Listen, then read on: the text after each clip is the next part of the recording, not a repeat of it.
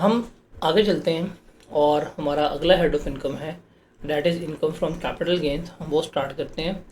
Income from capital gain, you can say that one of the most important head of income है, और important इस perspective में है कि ये वो हेड ऑफ इनकम है जहाँ पे काफ़ी ज़्यादा फ्रीक्वेंट चेंजेस जो हैं वो आ रही होती हैं। लाइक बहुत ही फ्रीक्वेंटली जिस हेड ऑफ इनकम में चेंजेस वगैरह आ रही हैं वो हमारा कौन सा है, वो हमारा इनकम फ्रॉम कैपिटल गेन जो है कंसिडर हो रहा होता है। लाइक हम बात करें जो हमारे पास रीसेंट अटेम्प्ट आई थी स्प्रिंग 24, उसमें से लाइक 8-10 नंबर का पेपर जो है इस एरिया में से टेस्ट हुआ है, इसलिए ये एरिया जो है वो बहुत ज़्यादा इम्पॉर्टेंट है। इसमें से पूछे जाने के चांसेस बहुत ज़्यादा होते हैं। अब चूंकि ये एरिया इम्पॉर्टेंट है, इसलिए इस अटेम्प्ट के लिए भी, इवन हर अटेम्प्ट के लिए इस चैप्टर में से उसने लाजमी कोई ना कोई सवाल जो है पूछने होते हैं, लाजमी। ये उसका वतीरा समझ लें आप कि उसने इस चैप्टर में से, इस एरिया में से लाजमी कोई ना कोई सवाल पूछना है, टेस्ट करना ही करना है। इसके बगैर उसका पेपर जो है वो कभी कंप्लीट नहीं होगा। इम्पोर्टेंट एरिया, इम्पोर्टेंट चैप्टर है, चैप्टर छोटा है लेकिन इम्पॉर्टेंट है, और इसमें कुछ ऐसी एडिशंस हैं जो लास्ट अटैम्प्ट में टेस्ट नहीं हुई, इस अटैम्प्ट में उनके पूछे जाने के चांसेस जो हैं वो भी क्या हैं, ज़्यादा हैं। और इस चैप्टर के टेस्टिंग का लेवल ये है कि एग्ज़ामिनर हमेशा इसको दूसरे हेड्स के साथ, मतलब प्रॉपर्टी और अदर सोर्स, इनके साथ कंबाइन करके, इनके साथ मिला के पूछ रहा होता है, और एक अच्छा सवाल इसमें से हमेशा एक्सपेक्टेड होता है। अब सवाल है हमारा कि इनकम फ्रॉम कैपिटल गेन में हमने पढ़ना क्या है या क्या होगा, कैसे होगा, वो सारा कुछ देखते हैं। तो जिस तरह मैं लेके चलूँगा उसी तरह आप इसे करना है, जिस सीक्वेंस में करवाऊँगा उसी सीक्वेंस में करना है, ताकि आपको चैप्टर पढ़ने में मज़ा आए। सबसे पहले बात करते हैं कि कैपिटल गेन किसे कहते हैं। सबसे पहले हम बात करते हैं कि जो कैपिटल गेन है, कैपिटल गेन क्या होता है, इसको डिस्कस करते हैं। इस वक्त स्क्रीन के ऊपर ना आपको एक डेफिनेशन नज़र आ रही है, वो कैपिटल गेन की डेफिनेशन है। वैसे याद करने की ज़रूरत नहीं है, बट सिंपल सी बात है। हम देखते हैं कैपिटल गेन में क्या है क्या नहीं है, उसको देख रहे हैं। अब कहते हैं जी कैपिटल गेन क्या होता है, डेफिनेशन देखें। It is a gain arises due to disposal of capital asset is known as capital gain. कि अगर आपने कैपिटल एसेट्स को डिस्पोज ऑफ किया है, आपने कैपिटल एसेट्स को बेचा है, कैपिटल एसेट्स को बेचते हुए जो गेन रेज होगा वो आपका क्या कहलाएगा, कैपिटल गेन जो है वो कहला रहा होगा। अब इसमें देखा जाए तो 3 वर्ड जो हैं आपको नज़र आ रहे होंगे, वो स्क्रीन के ऊपर क्या है, हाईलाइटेड है। पहला वर्ड है गेन का, दूसरा वर्ड है डिस्पोजल का, और तीसरा वर्ड है किसका, कैपिटल एसेट्स का। गेन, डिस्पोजल और कैपिटल एसेट, ये 3 टर्म्स को आप लोगों ने समझना है। ये 3 टर्म्स जो हैं इनको अंडरस्टैंड करना है। गेन किसे कहते हैं, डिस्पोजल किसे कहते हैं, कैपिटल एसेट्स किसे कहते हैं, वो हमने यहाँ पे देखना है। सबसे पहले बात करते हैं गेन। ये वही गेन है जो अकाउंटिंग पढ़ के आते हैं, गेन या लॉस कैलकुलेट करना। गेन कैलकुलेट करने का या लॉस कैलकुलेट करने का फॉर्मूला क्या होता है वो आपने देखना है। अच्छा, जब मैं जो चीज़ कहूँगा याद करनी है वो याद करनी है, बाकी सारा समझते जाना है और अंडरस्टैंड करना है। गेन किसे कहते हैं, फॉर्मूला है consideration received minus cost of asset. क्या फॉर्मूला है, consideration received minus cost of asset. अब कंसिडरेशन रिसीव्ड की बात करें, इसमें हमारा रूल जो है वो अप्लाई होगा, और रूल मेरा क्या है कि एक्चुअल सेलिंग प्राइस और फेयर मार्केट वैल्यू। कि मतलब मैं जा रहा हूँ, फॉर एग्जांपल मैंने ये चीज़ बेची है, मैंने हकीकतन कितने की बेची है वो, और इसकी मार्केट वैल्यू क्या थी वो, इन दोनों क्या किया जाएगा, कंपेयर किया जाएगा। जो इसमें से हायर होगी वही मेरी क्या कंसिडर होती है, कंसिडरेशन रिसीव जो है कंसिडर हो रही होती है। जो इसमें से हायर होती है वही मेरी क्या होती है, वो मेरी कंसिडर हो रही होती है। और कॉस्ट ऑफ एसेट्स में क्या आएगा, देखें, परचेज प्राइस ऑफ एसेट्स के हमने एसेट कितने का लिया, incidental expenses for acquiring the asset, उसको ख़रीदते हुए हमें कुछ खर्चे पे करने पड़ते हैं, कमीशन, ट्रांसफ़र चार्जेस, ये सारे खर्चे बीच में आते हैं। और उसको डिस्पोज ऑफ करते हुए हमें खर्चे पे करने पड़ते हैं। तो इन सबको जमा करेंगे तो मेरे पास क्या होगा, कॉस्ट ऑफ एसेट्स कहलाएगा। तो consideration receive minus cost of assets करेंगे तो मेरे पास क्या आ जाएगा, गेन आ जाएगा। तो this is the first thing, gain. Gain क्या है, उसका फॉर्मूला क्या है, कैसे कैलकुलेट होगा, आपके सामने स्क्रीन पर लिखा हुआ है। बताएं इसमें कोई प्रॉब्लम है तो बताएं, वरना मैं आगे चलूँ। आगे चलता हूँ। Remember, income from capital gain भी हमारा just like income from property किस बेसिस पे कैलकुलेट होगा, एक्रूवल बेसिस के ऊपर। किस बेसिस पे कैलकुलेट होगा, एक्रूवल बेसिस के ऊपर। मतलब जब हमने एसेट बेच दिया उस डेट पे ही हमने गेन या लॉस जो है वो कैलकुलेट करना है। पैसे बेशक बाद में मिले हों, वो रेलेवेंट नहीं है। जिस दिन एसेट बिक गया उसी दिन क्या होना है, हमारा गेन या हमारा लॉस जो है वो कैलकुलेट होना है। ये पॉइंट क्लियर है। अब उसके बाद है सेकंड डेफिनेशन, और सेकंड डेफिनेशन है हमारे पास डिस्पोजल किसे कहते हैं। अब डिस्पोजल जो है ये इंपॉर्टेंट है बिकॉज ये हम कैपिटल गेन में भी पढ़ेंगे, ये हम बिजनेस में भी पढ़ेंगे, और ये पेपर में, अपास पेपर में थ्योरेटिकली आपको 3 से 4 सवाल मिलेंगे। Defined disposal according to income tax ordinance 2001, 5 number का, 4 नंबर का, 3 नंबर का, 6 नंबर का, कि डिस्पोजल क्या होता है वो आपने बताना है। अगर मैं आपसे पूछूं लेमैन के तौर के ऊपर कि डिस्पोजल का मतलब क्या होता है, तो क्या आंसर होगा अकाउंटिंग के टर्म्स में, या पहले कभी आपने पढ़ा हो तो बताएं। डिस्पोजल का मतलब क्या होगा, एसेट्स को सेल करना। लेकिन डिस्पोजल एक्सप्लेन्ड है। डिस्पोजल की डेफिनेशन को याद करने के लिए ना ये एक्रोनिम याद कर लीजिए, डी डेजर्ट स्टार LCD, ये 3 अल्फाज इस्तेमाल कर लें, आपसे पूरी डिस्पोजल की डेफिनेशन जो है वो हो जाएगी। अब डिस्पोजल में क्या कुछ आएगा, अगर हम इनकम टैक्स ऑर्डिनेंस के तहत बात करें, डिस्पोजल में क्या कुछ आएगा। देखें, सोल्ड, बेचना डिस्पोजल है। एक्सचेंज करना, मैं ये चीज़ दे के इसके बदले में कोई और चीज़ लेके आऊँ, डिस्पोजल है। उसके अलावा ट्रांसफ़र करना, किसी को कोई चीज़ दे देना, डिस्पोजल है। डिस्ट्रीब्यूट करना, तकसीम करना, डिस्पोजल है। कैंसिल कर देना, डिस्पोजल है। रिडीम्ड, वापसी। रिलिंक्विश, ख़त्म हो जाना। डिस्ट्रॉयड, तबाह हो जाना। लॉस्ट हो जाना, एक्सपायर्ड हो जाना, सरेंडर्ड कर देना चीज़ों का।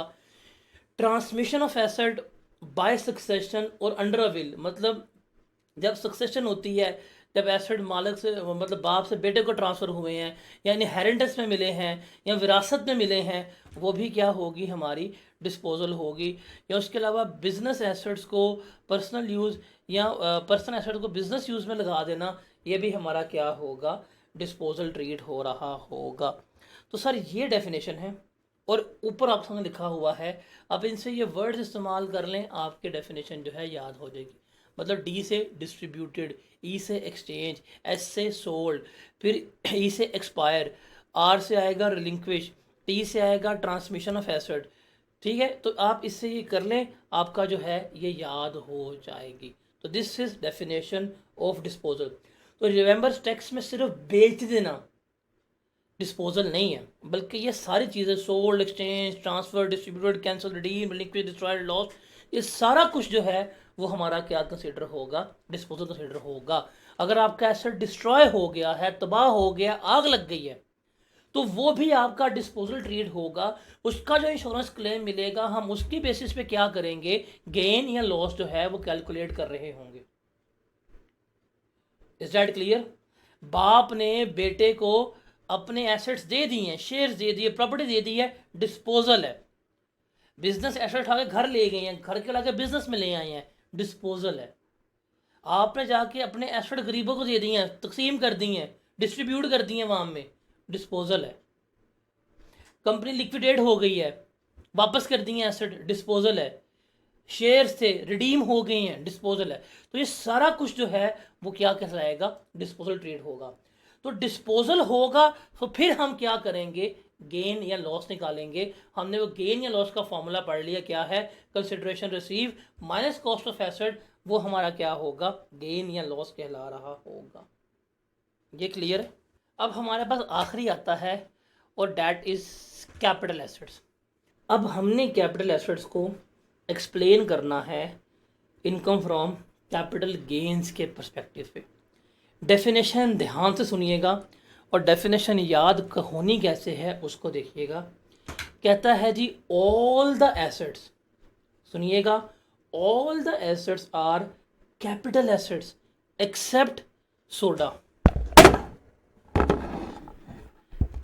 क्या कहते हैं कि तमाम एसेट्स हमारे क्या हैं, कैपिटल एसेट हैं, किनके अलावा, सोडा के अलावा जितने भी एसेट्स हैं वो हमारे क्या हैं, वो हमारे कैपिटल एसेट्स जो हैं वो ट्रीट हो रहे होते हैं। अच्छा जी, वो कहते हैं डेफिनेशन क्या है, all the asset are capital assets connected with business और नॉट, मतलब वो तमाम एसेट्स जिनका आपका ताल्लुक बिजनेस के साथ है या नहीं है, वो सारे कैपिटल एसेट हैं एक्सेप्ट, एक्सेप्ट क्या, सोडा, SODA। अब इससे क्या बनता है, एस से बनेगा stock in trade, raw material, other consumables.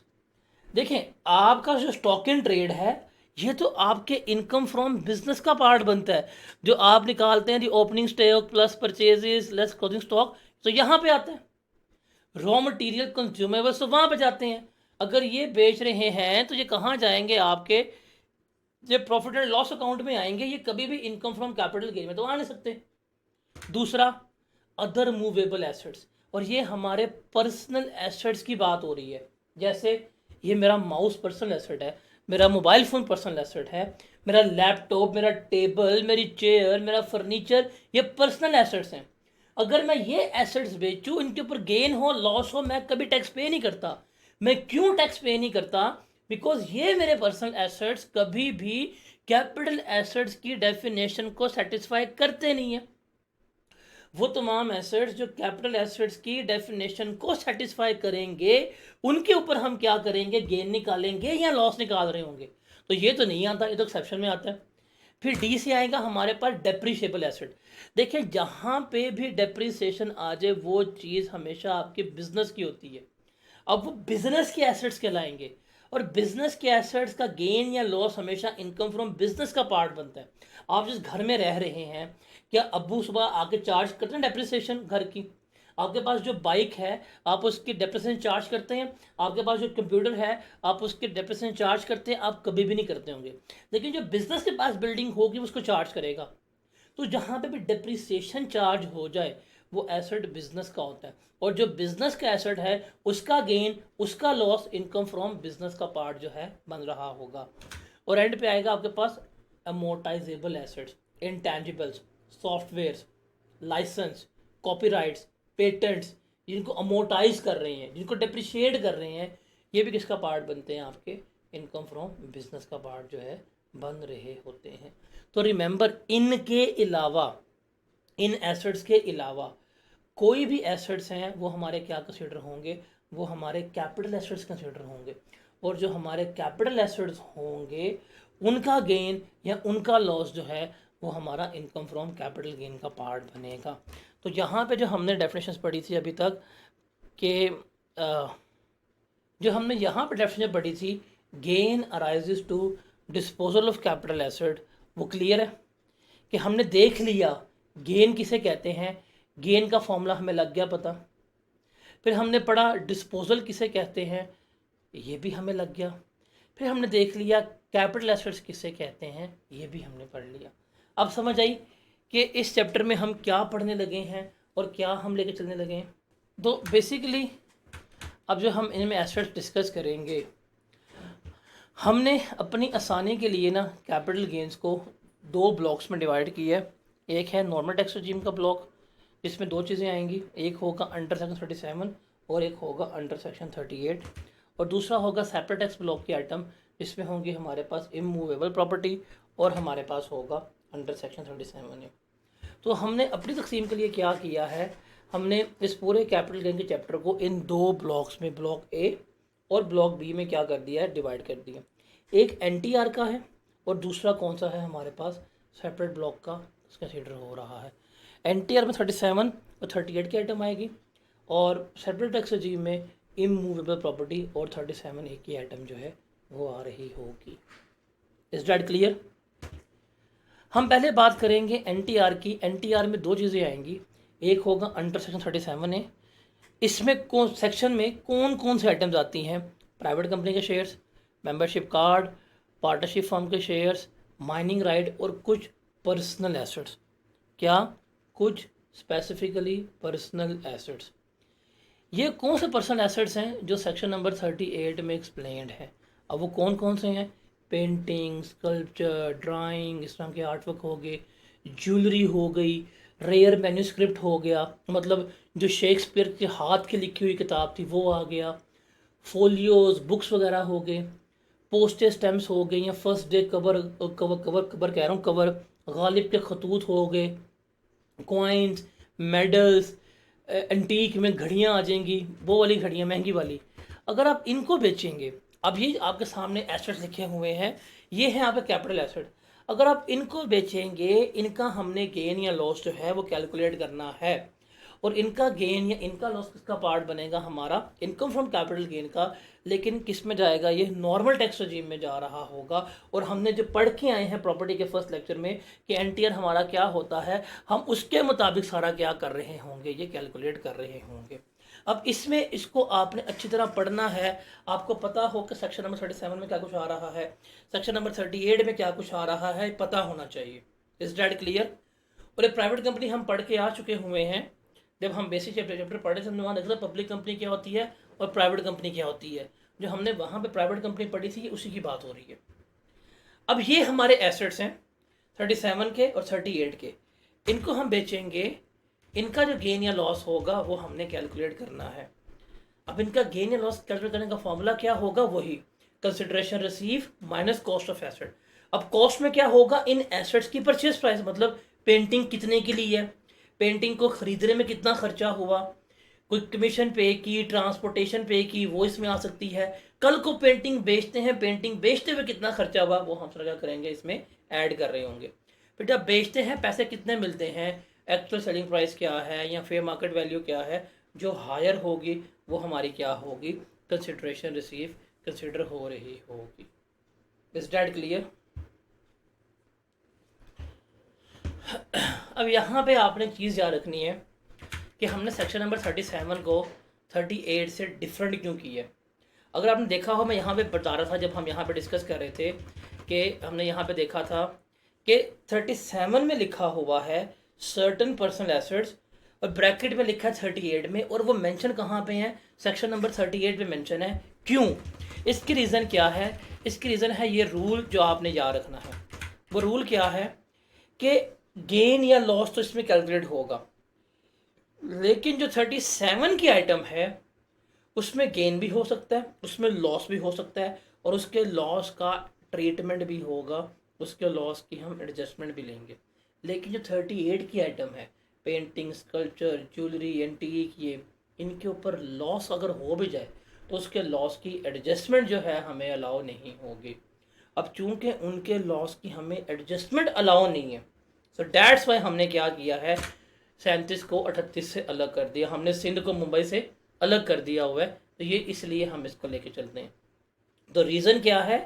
What is the reason हम 38 को सेपरेट क्यों लेके चलते हैं? 38 को सेपरेट करने की रीज़न ये है कि 37 के आइटम्स में गेन या लॉस दोनों कैलकुलेट होते हैं, लेकिन 38 के आइटम में सिर्फ क्या कैलकुलेट होगा, गेन कैलकुलेट होगा कि अगर उसमें कोई लॉस वगैरह आ गया तो हमें उस लॉस की एडजस्टमेंट जो है वो कोई नहीं होने देंगे। अब ये सवाल है, रिक्वायरमेंट है, आपने हर एक ट्रांजैक्शन के ऊपर कमेंट करना है। देखते हैं।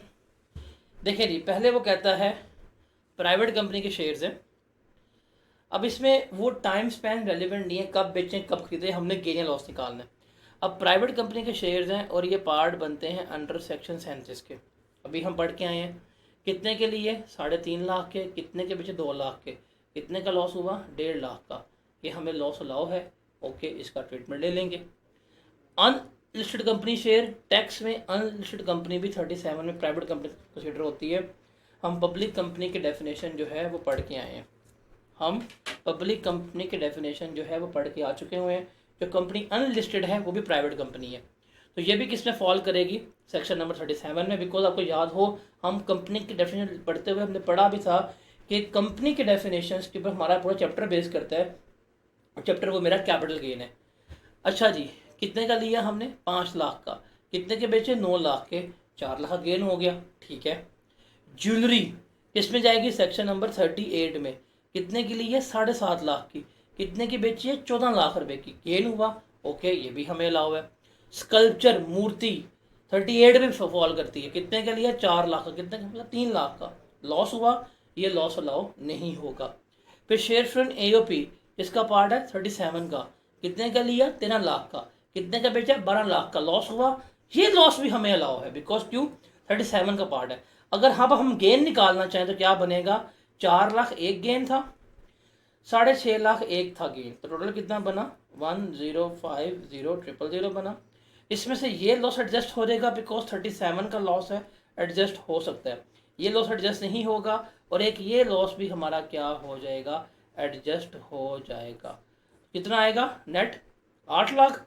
8 लाख हमारी क्या बनेगी, इनकम फ्रॉम कैपिटल गेन बनेगी, और इसमें हम क्या करेंगे, टैक्स अपना पे कर रहे होंगे।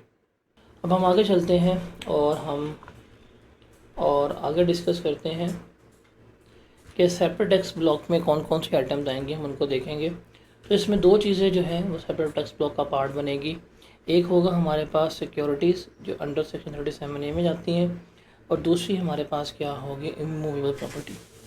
अगर हम इनको बेच रहे हैं, ये भी हमारा कैपिटल गेन होगा, लेकिन इनके ऊपर जो रेट्स हैं वो क्या लगेंगे, सेपरेट ब्लॉक के रेट्स लगेंगे, हम इनको अलग लेके चल रहे होंगे। अब हम इनको क्या करते हैं, अब हम इनको लेके चलते हैं, इनको डिस्कस करते हैं क्या है, कैसे हैं और किस तरह से हैं, हम क्या करते हैं, इनको देखते हैं। सबसे पहले हम बात करते हैं डिस्पोजल ऑफ इमूवेबल प्रॉपर्टी की, उसको देखते हैं। देखिए, हम पहले पढ़ के आए थे कि जो प्रॉपर्टी है हमारी प्रॉपर्टीज से 2 तरह की इनकम कमाई जा सकती हैं। एक हमारी वो है जिसको हम कहते हैं रेंटल इनकम। क्या कहलाती है, हमारी रेंटल इनकम कहलाती है। और रेंटल इनकम जो है वो हम पढ़ के आ चुके हुए हैं, वो मेरी इनकम फ्रॉम प्रॉपर्टी का पार्ट बनती है। वो मेरी क्या बनती है, इनकम फ्रॉम प्रॉपर्टी का पार्ट बनती है। हम इसको इनकम फ्रॉम प्रॉपर्टी में कंज्यूम कर रहे होते हैं। अच्छा, उसके अलावा हम प्रॉपर्टी को बेच भी सकते हैं, डिस्पोज भी कर सकते हैं। अगर हम प्रॉपर्टी को बेचेंगे, प्रॉपर्टी को डिस्पोज ऑफ करेंगे, बेच के डिस्पोज ऑफ करके हमारे पास क्या आएगा, गेन या लॉस आएगा। और जो वो गेन या लॉस आएगा वो किसका पार्ट बनेगा, वो मेरी इनकम फ्रॉम कैपिटल गेन का पार्ट बन रहा होगा, सेपरेट ब्लॉक का पार्ट बनेगा। और यहाँ पे हम किसकी बात कर रहे हैं, आपकी पर्सनल प्रॉपर्टी की। रिमेंबर, जो डिप्रिशिएबल प्रॉपर्टी होती है, मतलब वो प्रॉपर्टी जो आपके बिजनेस की है, बिजनेस की बिल्डिंग है, बिजनेस की सारा कुछ ऑफिस है, अगर आप इनको डिस्पोज ऑफ करते हैं, इनका कैपिटल गेन या लॉस नहीं आता, बल्कि वो गेन या लॉस इनकी इनकम फ्रॉम बिजनेस का पार्ट जो है वही बन रहा होता है। सिमिलरली जो बिल्डर्स होते हैं, जो डेवलपर्स होते हैं, अगर आप इनको बेच रहे होते हैं, इनकी प्रॉपर्टीज़ वगैरह जो है डिस्पोज ऑफ कर रहे होते हैं, तो इनके लिए भी प्रॉपर्टी बेच कर पैसा आएगा, वो किसका पार्ट बनेगा, वो इनकम फ्रॉम बिजनेस का पार्ट जो है वो बन रहा होगा। किसका पार्ट बनेगा, इनकम फ्रॉम बिजनेस का। जैसे मलक रियाज है, मलक रियाज अगर प्लॉट बेच रहा है तो किसका पार्ट बनेंगे, वो मलक रियाज की इनकम फ्रॉम बिजनेस का पार्ट जो है बन रहे होंगे। लेकिन मेरे पास अगर कोई घर है, मेरे पास कोई अगर दुकान है, मेरे पास कोई अगर फ्लैट है, मैं उन्हें बेचता हूँ, मैं उन्हें डिस्पोज ऑफ करता हूँ, तो उनको डिस्पोज ऑफ करके जो मेरे पास गेन आएगा या लॉस आएगा वो मेरी इनकम फ्रॉम कैपिटल गेन का पार्ट बनेगा। हम यहाँ पे किसकी बात कर रहे हैं, हम यहाँ पे अपने पर्सनल प्रॉपर्टी की बात कर रहे होते हैं। अब इसमें भी गेन या लॉस कैलकुलेट करने का फॉर्मूला हमारे पास वही होगा कि गेन का फॉर्मूला होगा cost of assets consideration receive minus cost of asset. अब यहाँ पे कॉस्ट ऑफ एसेट्स में जो हम प्रॉपर्टी बेच रहे हैं, उस प्रॉपर्टी की कॉस्ट की बात जो है वो हम कर रहे होंगे। अब इस प्रॉपर्टी कॉस्ट में क्या आएगा कि जो हमने प्रॉपर्टी परचेज़ की है उसकी परचेज़ प्राइस, प्लॉट लिया है या कोई घर लिया है, कोई दुकान ली है, वो कोई इंसिडेंटल एक्सपेंसेस हुए हैं उसको ख़रीदने में, जैसे for example you can say that आपने कमीशन पे की है, ट्रांसफ़र चार्जेस जो हैं वो पे किए हैं, ब्रोकरेज फ़ी पे की है, डॉक्यूमेंटेशन चार्जेस पे किए हैं, वो प्लॉट लेते हैं, डेवलपमेंटल एक्सपेंसेस पे करते हैं, प्लॉट लेके घर बना के बेच रहे हैं तो जो कंस्ट्रक्शन कॉस्ट वगैरह इनकर हुई होती है, और कल को जब आप अपना वो घर वगैरह बेचते हैं, प्लॉट वगैरह बेचते हैं, तो जो डिस्पोजल कॉस्ट आपकी इनकर होती है, जिसमें आप लोग कह रहे होते हैं कि कमीशन पे कर रहे हैं, ट्रांसफ़र चार्जेस हैं, एनओसी वगैरह है, इन सब को जमा करेंगे, जो जो हमारे खर्चे उस प्रॉपर्टी से रिलेटेड हुए होंगे, तो मेरे पास क्या होगी, कॉस्ट ऑफ एसेट्स आ रही होगी। और कंसिडरेशन रिसीव में हमारे पास वही फार्मूला होता है, अमाउंट रिसीव और fair market value, whichever is higher वो ले रहे होते हैं। इसमें फेयर मार्केट वैल्यू हमारे पास दो तरह की होती हैं, एक एफबीआर वैल्यू है और दूसरी हमारे पास क्या होती है, डीसी वैल्यू होती है। एफबीआर ने जोन्स बनाए हुए हैं, एफबीआर ने जोन्स बना के जिस एरिया की जो वैल्यू डिटरमिन कर दी हुई है, हम देखते हैं हमने उससे सस्ता बेचा कि उससे महंगा बेचा है। अगर एफबीआर की वैल्यू से हमने सस्ता बेचा हो तो हम उसको कंसीडर नहीं करते, बल्कि जो हायर होगी वही हमारी कंसिडरेशन रिसीव जो है वो कंसीडर हो रही होती है। अब ये गेन निकालना मुश्किल नहीं है, ये है इसके टैक्सेशन। अब ये टैक्स के रेट्स हैं प्रॉपर्टी के, और ये रेट्स आपको याद नहीं करने, ये रेट्स जो हैं आपके पेपर में गिवन होंगे। ये रेट्स जो हैं आपके पेपर में क्या होंगे, गिवन होंगे। जब आप आई कैप में जाएंगे और आई कैप में जाके आपको जब पेज मिलेगा तो आपने लास्ट पेज पे जाना है। अगर लास्ट पेज पे ये रेट्स गिवन है, इसका मतलब पूरे पेपर में डिस्पोजल ऑफ प्रॉपर्टी है और उसके ऊपर आपने टैक्स जो है वो भी पे करना है। तो ये रेट आपको गिवन होंगे, इसलिए आपको याद करने की ज़रूरत नहीं है। हाँ, अब क्या किया है हमने, प्रॉपर्टी को 3 कैटेगरीज में डिवाइड कर दी है। एक है प्लॉट, एक है कंस्ट्रक्टेड प्रॉपर्टी, दूसरा है फ्लैट। देखें, आप प्लॉट जो है बेचते हैं, 1 लाख रुपए की प्रॉपर्टी बेची, प्रॉपर्टी ली थी आपने 20,000 रुपये की, आपके पास गेन आ गया 80,000 रुपये का। ये गेन निकालना कोई प्रॉब्लम नहीं है, हमने क्या करना है, इस गेन के ऊपर अब हमने ये रेट्स लगाने हैं। फ्लैट अगर बात करें, अगर हम 1 साल के अंदर बेच रहे हैं, अब यहाँ पे साल की बात होती है, that is date of purchase से लेके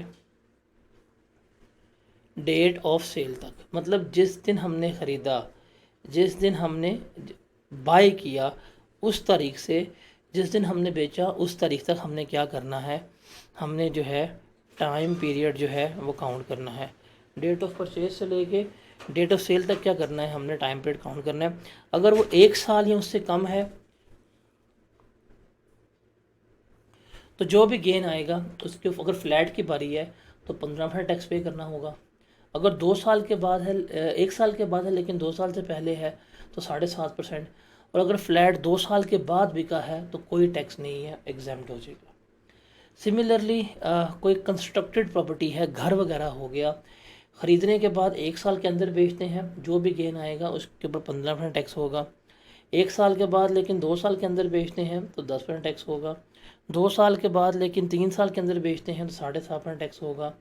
3 साल के बाद लेकिन 4 साल के अंदर बेचते हैं तो 5% टैक्स होगा। लेकिन अगर 4 साल के बाद कोई कंस्ट्रक्टेड प्रॉपर्टी बिकती है तो वो क्या होगी, वो हमारी एग्जेम्प्ट होगी, उसके ऊपर कोई किसी किस्म का टैक्स जो है वो चार्ज नहीं होगा। और अगर मेरे पास प्लॉट है, अगर मेरे पास ओपन प्लॉट है, 1 साल के अंदर बिका 15%, 1 साल के बाद लेकिन 2 साल के अंदर 12.5%, 2 साल के बाद लेकिन 3 साल के अंदर 10%, 3 साल के बाद लेकिन 4 साल के अंदर 7.5%, 4 साल के बाद लेकिन 5 साल के अंदर 5%, 6 साल के अंदर बिका 2.5%, और अगर 6 साल के बाद बिका तो प्लॉट के ऊपर भी कोई टैक्स नहीं होगा। तो ये रेट्स आपको पेपर में गिवन होंगे, आपने सवाल जो है वो ध्यान से पढ़ना है। ध्यान से पढ़ के आपने क्या करना है, आपने अपना वो जो है होल्डिंग पीरियड जो है वो कैलकुलेट करना है। अगर आपका होल्डिंग पीरियड जिसमें फॉल कर रहा है रेलेवेंट, उस रेलेवेंट पीरियड में जाएं, उसके मुताबिक आपने टैक्स जो है वो कैलकुलेट करके दे देना है, ये टैक्स मेरा बनता है इस पीरियड के मुताबिक। तो सिर्फ सवाल प्रॉपर्टी के बढ़ते हुए डिस्पोजल के, हमें क्या करना है, हमें होल्डिंग पीरियड देखना है। डेट ऑफ परचेज जिस दिन हमने ख़रीदा, डेट ऑफ सेल तक हमने क्या करना है, काउंट करना है। रेट हमें गिवन होंगे, जाके रेलेवेंट स्लैब में जाना है, रेट ढूंढना है और उसके मुताबिक हमने क्या कर देना है, अपना टैक्स जो है वो पे कर देना होता है। तो ये सेपरेट रेट्स हैं, ये अलग रेट्स हैं, इसलिए इसे हम किस में ट्रीट करते हैं, सेपरेट ब्लॉक में ट्रीट कर रहे होते हैं। अच्छा जी, उसके बाद रिमेंबर हमने जो पेमेंट करनी है वो हमने पेमेंट थ्रू बैंक करनी होती है। पेमेंट जो है वो हमने थ्रू बैंकिंग चैनल करनी होती है, कैश में पेमेंट अलाउ नहीं है। देखिए, अगर आप कोई भी प्रॉपर्टी ख़रीद रही है ना, तो मैक्सिमम आप 5 मिलियन तक की जो है वो पेमेंट कैश में कर सकते हैं। अगर 5 मिलियन से 1 रुपये की भी ज़्यादा पेमेंट आपने कैश में कर दी तो आपको उसके कंसिक्वेंसेस जो हैं वो क्या करने पड़ेंगे, वो आपको बेयर करने पड़ेंगे। क्या करने पड़ेंगे, कंसिक्वेंसेस जो हैं बेयर करने पड़ेंगे। और वो कंसिक्वेंसेस क्या होंगे, पहली बात, जितनी आपने रकम पे की होगी उसको हम आपकी कॉस्ट में कंसिडर ही नहीं करेंगे, वो रकम हम आपकी क्या कर देंगे, कैंसिल कर देंगे। फिर 5 मिलियन से अबव जितनी भी रकम आपकी कैश में पे की होगी उसके ऊपर क्या की जाएगी, 5% जो है वो पेनल्टी जो है पे की जा रही होगी। तो ये दो कंसिक्वेंसेस जो हैं वो क्या करने पड़ेंगे, आपको फेस करने पड़ेंगे। एक, आपकी कॉस्ट नहीं मानी जाएगी, दूसरा आपको पेनल्टी पे करनी पड़ेगी। जैसे ये एग्जांपल है, 15 जनवरी 2021 को mister A sold a house situated in Karachi for ₹15 million. घर कितने का बेचा, 15 मिलियन को। ये है इसकी सेल प्राइस, हकीकतन कितने की जा रही है, 15 मिलियन की। घर कितने का लिया था, जुलाई 2020 में लिया था 19 मिलियन का, और घर की कॉस्ट कितनी थी, 19 मिलियन। अब बज़ाहिर देखा जाए 19 वाली चीज़ 15 में बिकी है, 4 मिलियन का लॉस हुआ है। कहानी में ट्विस्ट है कि जो 19 मिलियन था इसमें से 6 मिलियन जो है वो इसने क्या किया था, कैश में पे कर दिया था। अब जो कैश में पे किया है वो कभी भी हमारा कॉस्ट कंसिडर नहीं हो सकता। हम इसे क्या करेंगे, हम इसको कॉस्ट में डिसअलाउ कर देंगे। मतलब क्या हुआ, 19 मिलियन हमारे पास कॉस्ट थी, 6,000 कैश में पे किया, वो कहेंगे ये आपकी कॉस्ट हो ही नहीं सकती। अब FBR के मुताबिक आपकी कॉस्ट कितनी होगी, 13,000 होगी। कितनी, 13,000। कितने का बेचा था आपने, 15,000 का। इनके मुताबिक कितनी कॉस्ट है, 13,000। आप रो रहे हैं, पिट रहे हैं, मुझे लॉस हो गया। कहेंगे नहीं, हमारे मुताबिक तुम्हारा क्या हुआ है, हमारे मुताबिक क्या हुआ है, तुम्हारा 2,000 का गेन आया है। क्या आया है, 2,000। हम कह रहे हैं जी हमें नुकसान हो गया, ये कहेंगे नहीं, आपको लॉस हुआ है वो आपका मसला है, लेकिन आपने जो कैश में पेमेंट की थी हम उसको नहीं मानते, हमारे मुताबिक क्या है, आपको गेन आया है। पहली बात तो वो उन्होंने कॉस्ट जो है वो तो मानी ही नहीं है, तो मेरा एक तो गेन आ गया। दूसरा, जो मैंने पे किया कैश में, कहेंगे आपने कैश में पे किया ही क्यों है, क्या करेंगे, उस पर मुझे पेनल्टी लग जाएगी। 5% के हिसाब से मुझे क्या करनी पड़ेगी, पेनल्टी पे करनी पड़ेगी। ये 3 लाख जो है ये जुर्माना करना पड़ेगा। अब दूसरा मुझे क्या होगा, यहाँ पे गेन आ गया है, और गेन कितना मिला, 2 मिलियन का। अब ये मैंने लिया था जुलाई 2020 में, बिका है जनवरी में, 1 साल के अंदर जो है वो बिक भी गया है। अब ये मेरे पास रेट है, अगर 1 साल के अंदर बिका हो तो कितना टैक्स होगा, 15% के हिसाब से मुझे टैक्स भी पे करना पड़ेगा। वो भी कितना बनेगा, 3 लाख जो है वो मुझे टैक्स भी पड़ जाएगा, गेन पड़ जाएगा। तो ये सारे नुकसान जो हैं वो हमें क्या करने पड़ते हैं, फेस करने पड़ते हैं। अगर हमने कैश में पेमेंट की हो तो एक तो वो एज अ कॉस्ट डिसअलाउ हो जाएगी, दूसरा उसके ऊपर 5% पेनल्टी पड़ेगी, तीसरा हमारा गेन वगैरह भी बढ़ जाएगा जो हमें फेस करना पड़ सकता है।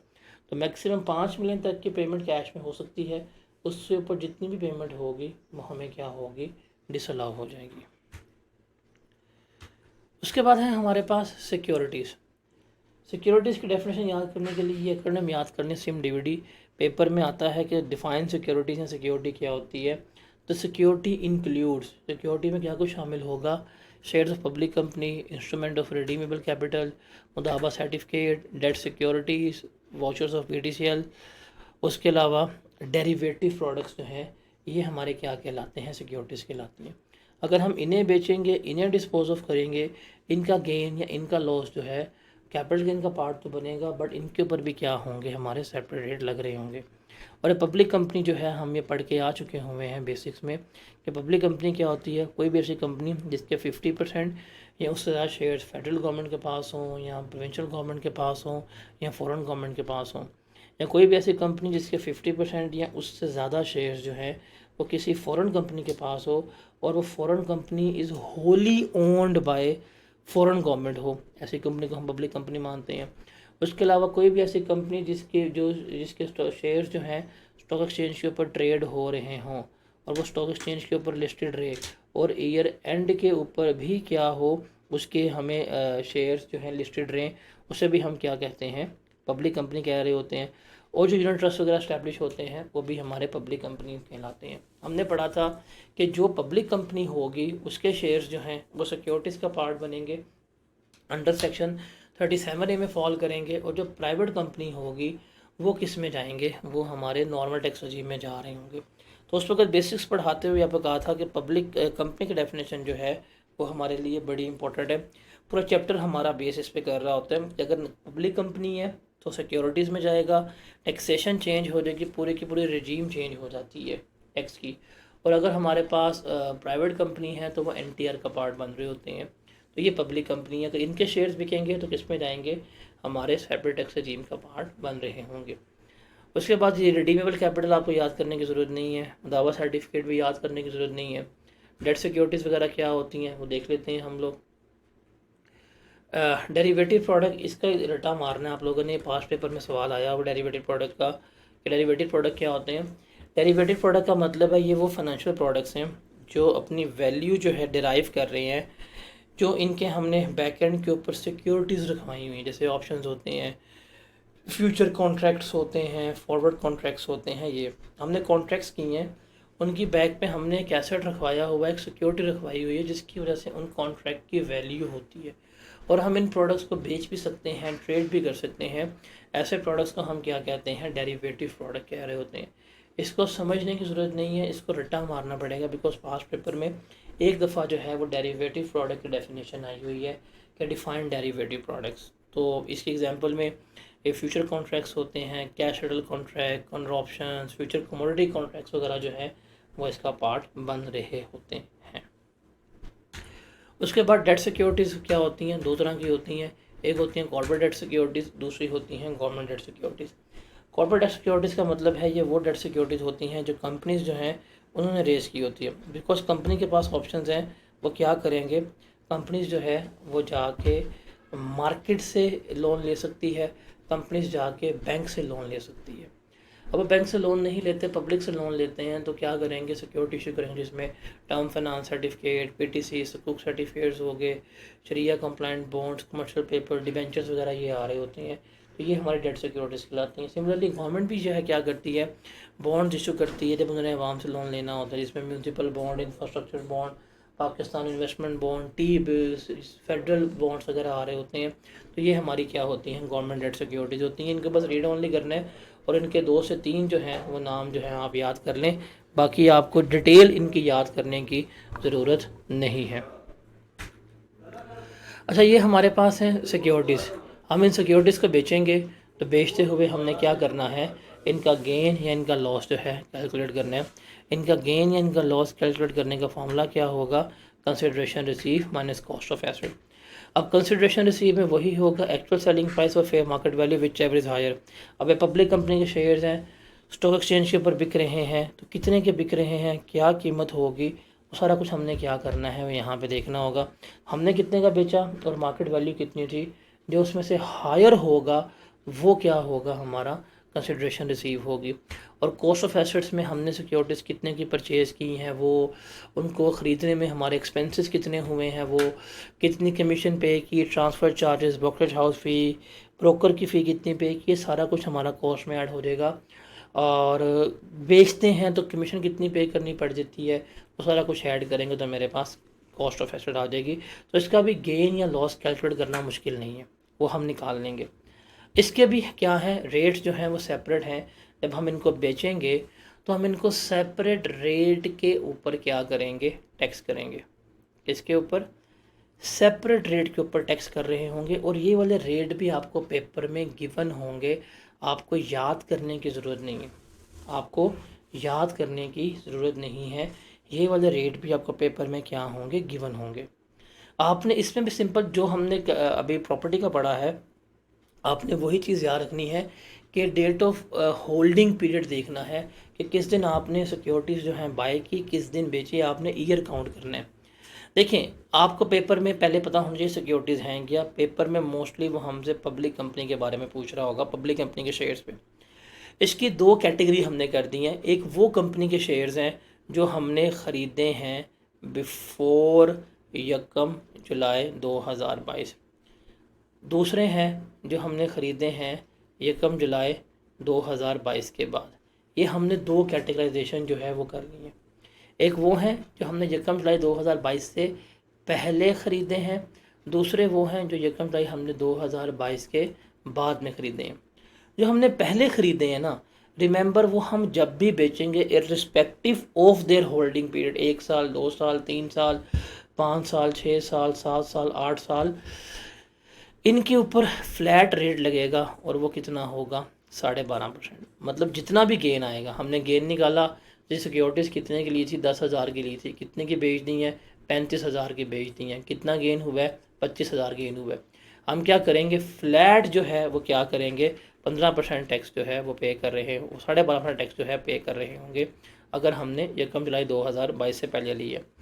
लेकिन अगर कोई भी सिक्योरिटी जो है 1 जुलाई 2022 के बाद ली है तो उसका टैक्स इन स्लैब के मुताबिक जो है पे होगा और ये हमें पेपर में स्लैब गिवन होंगी।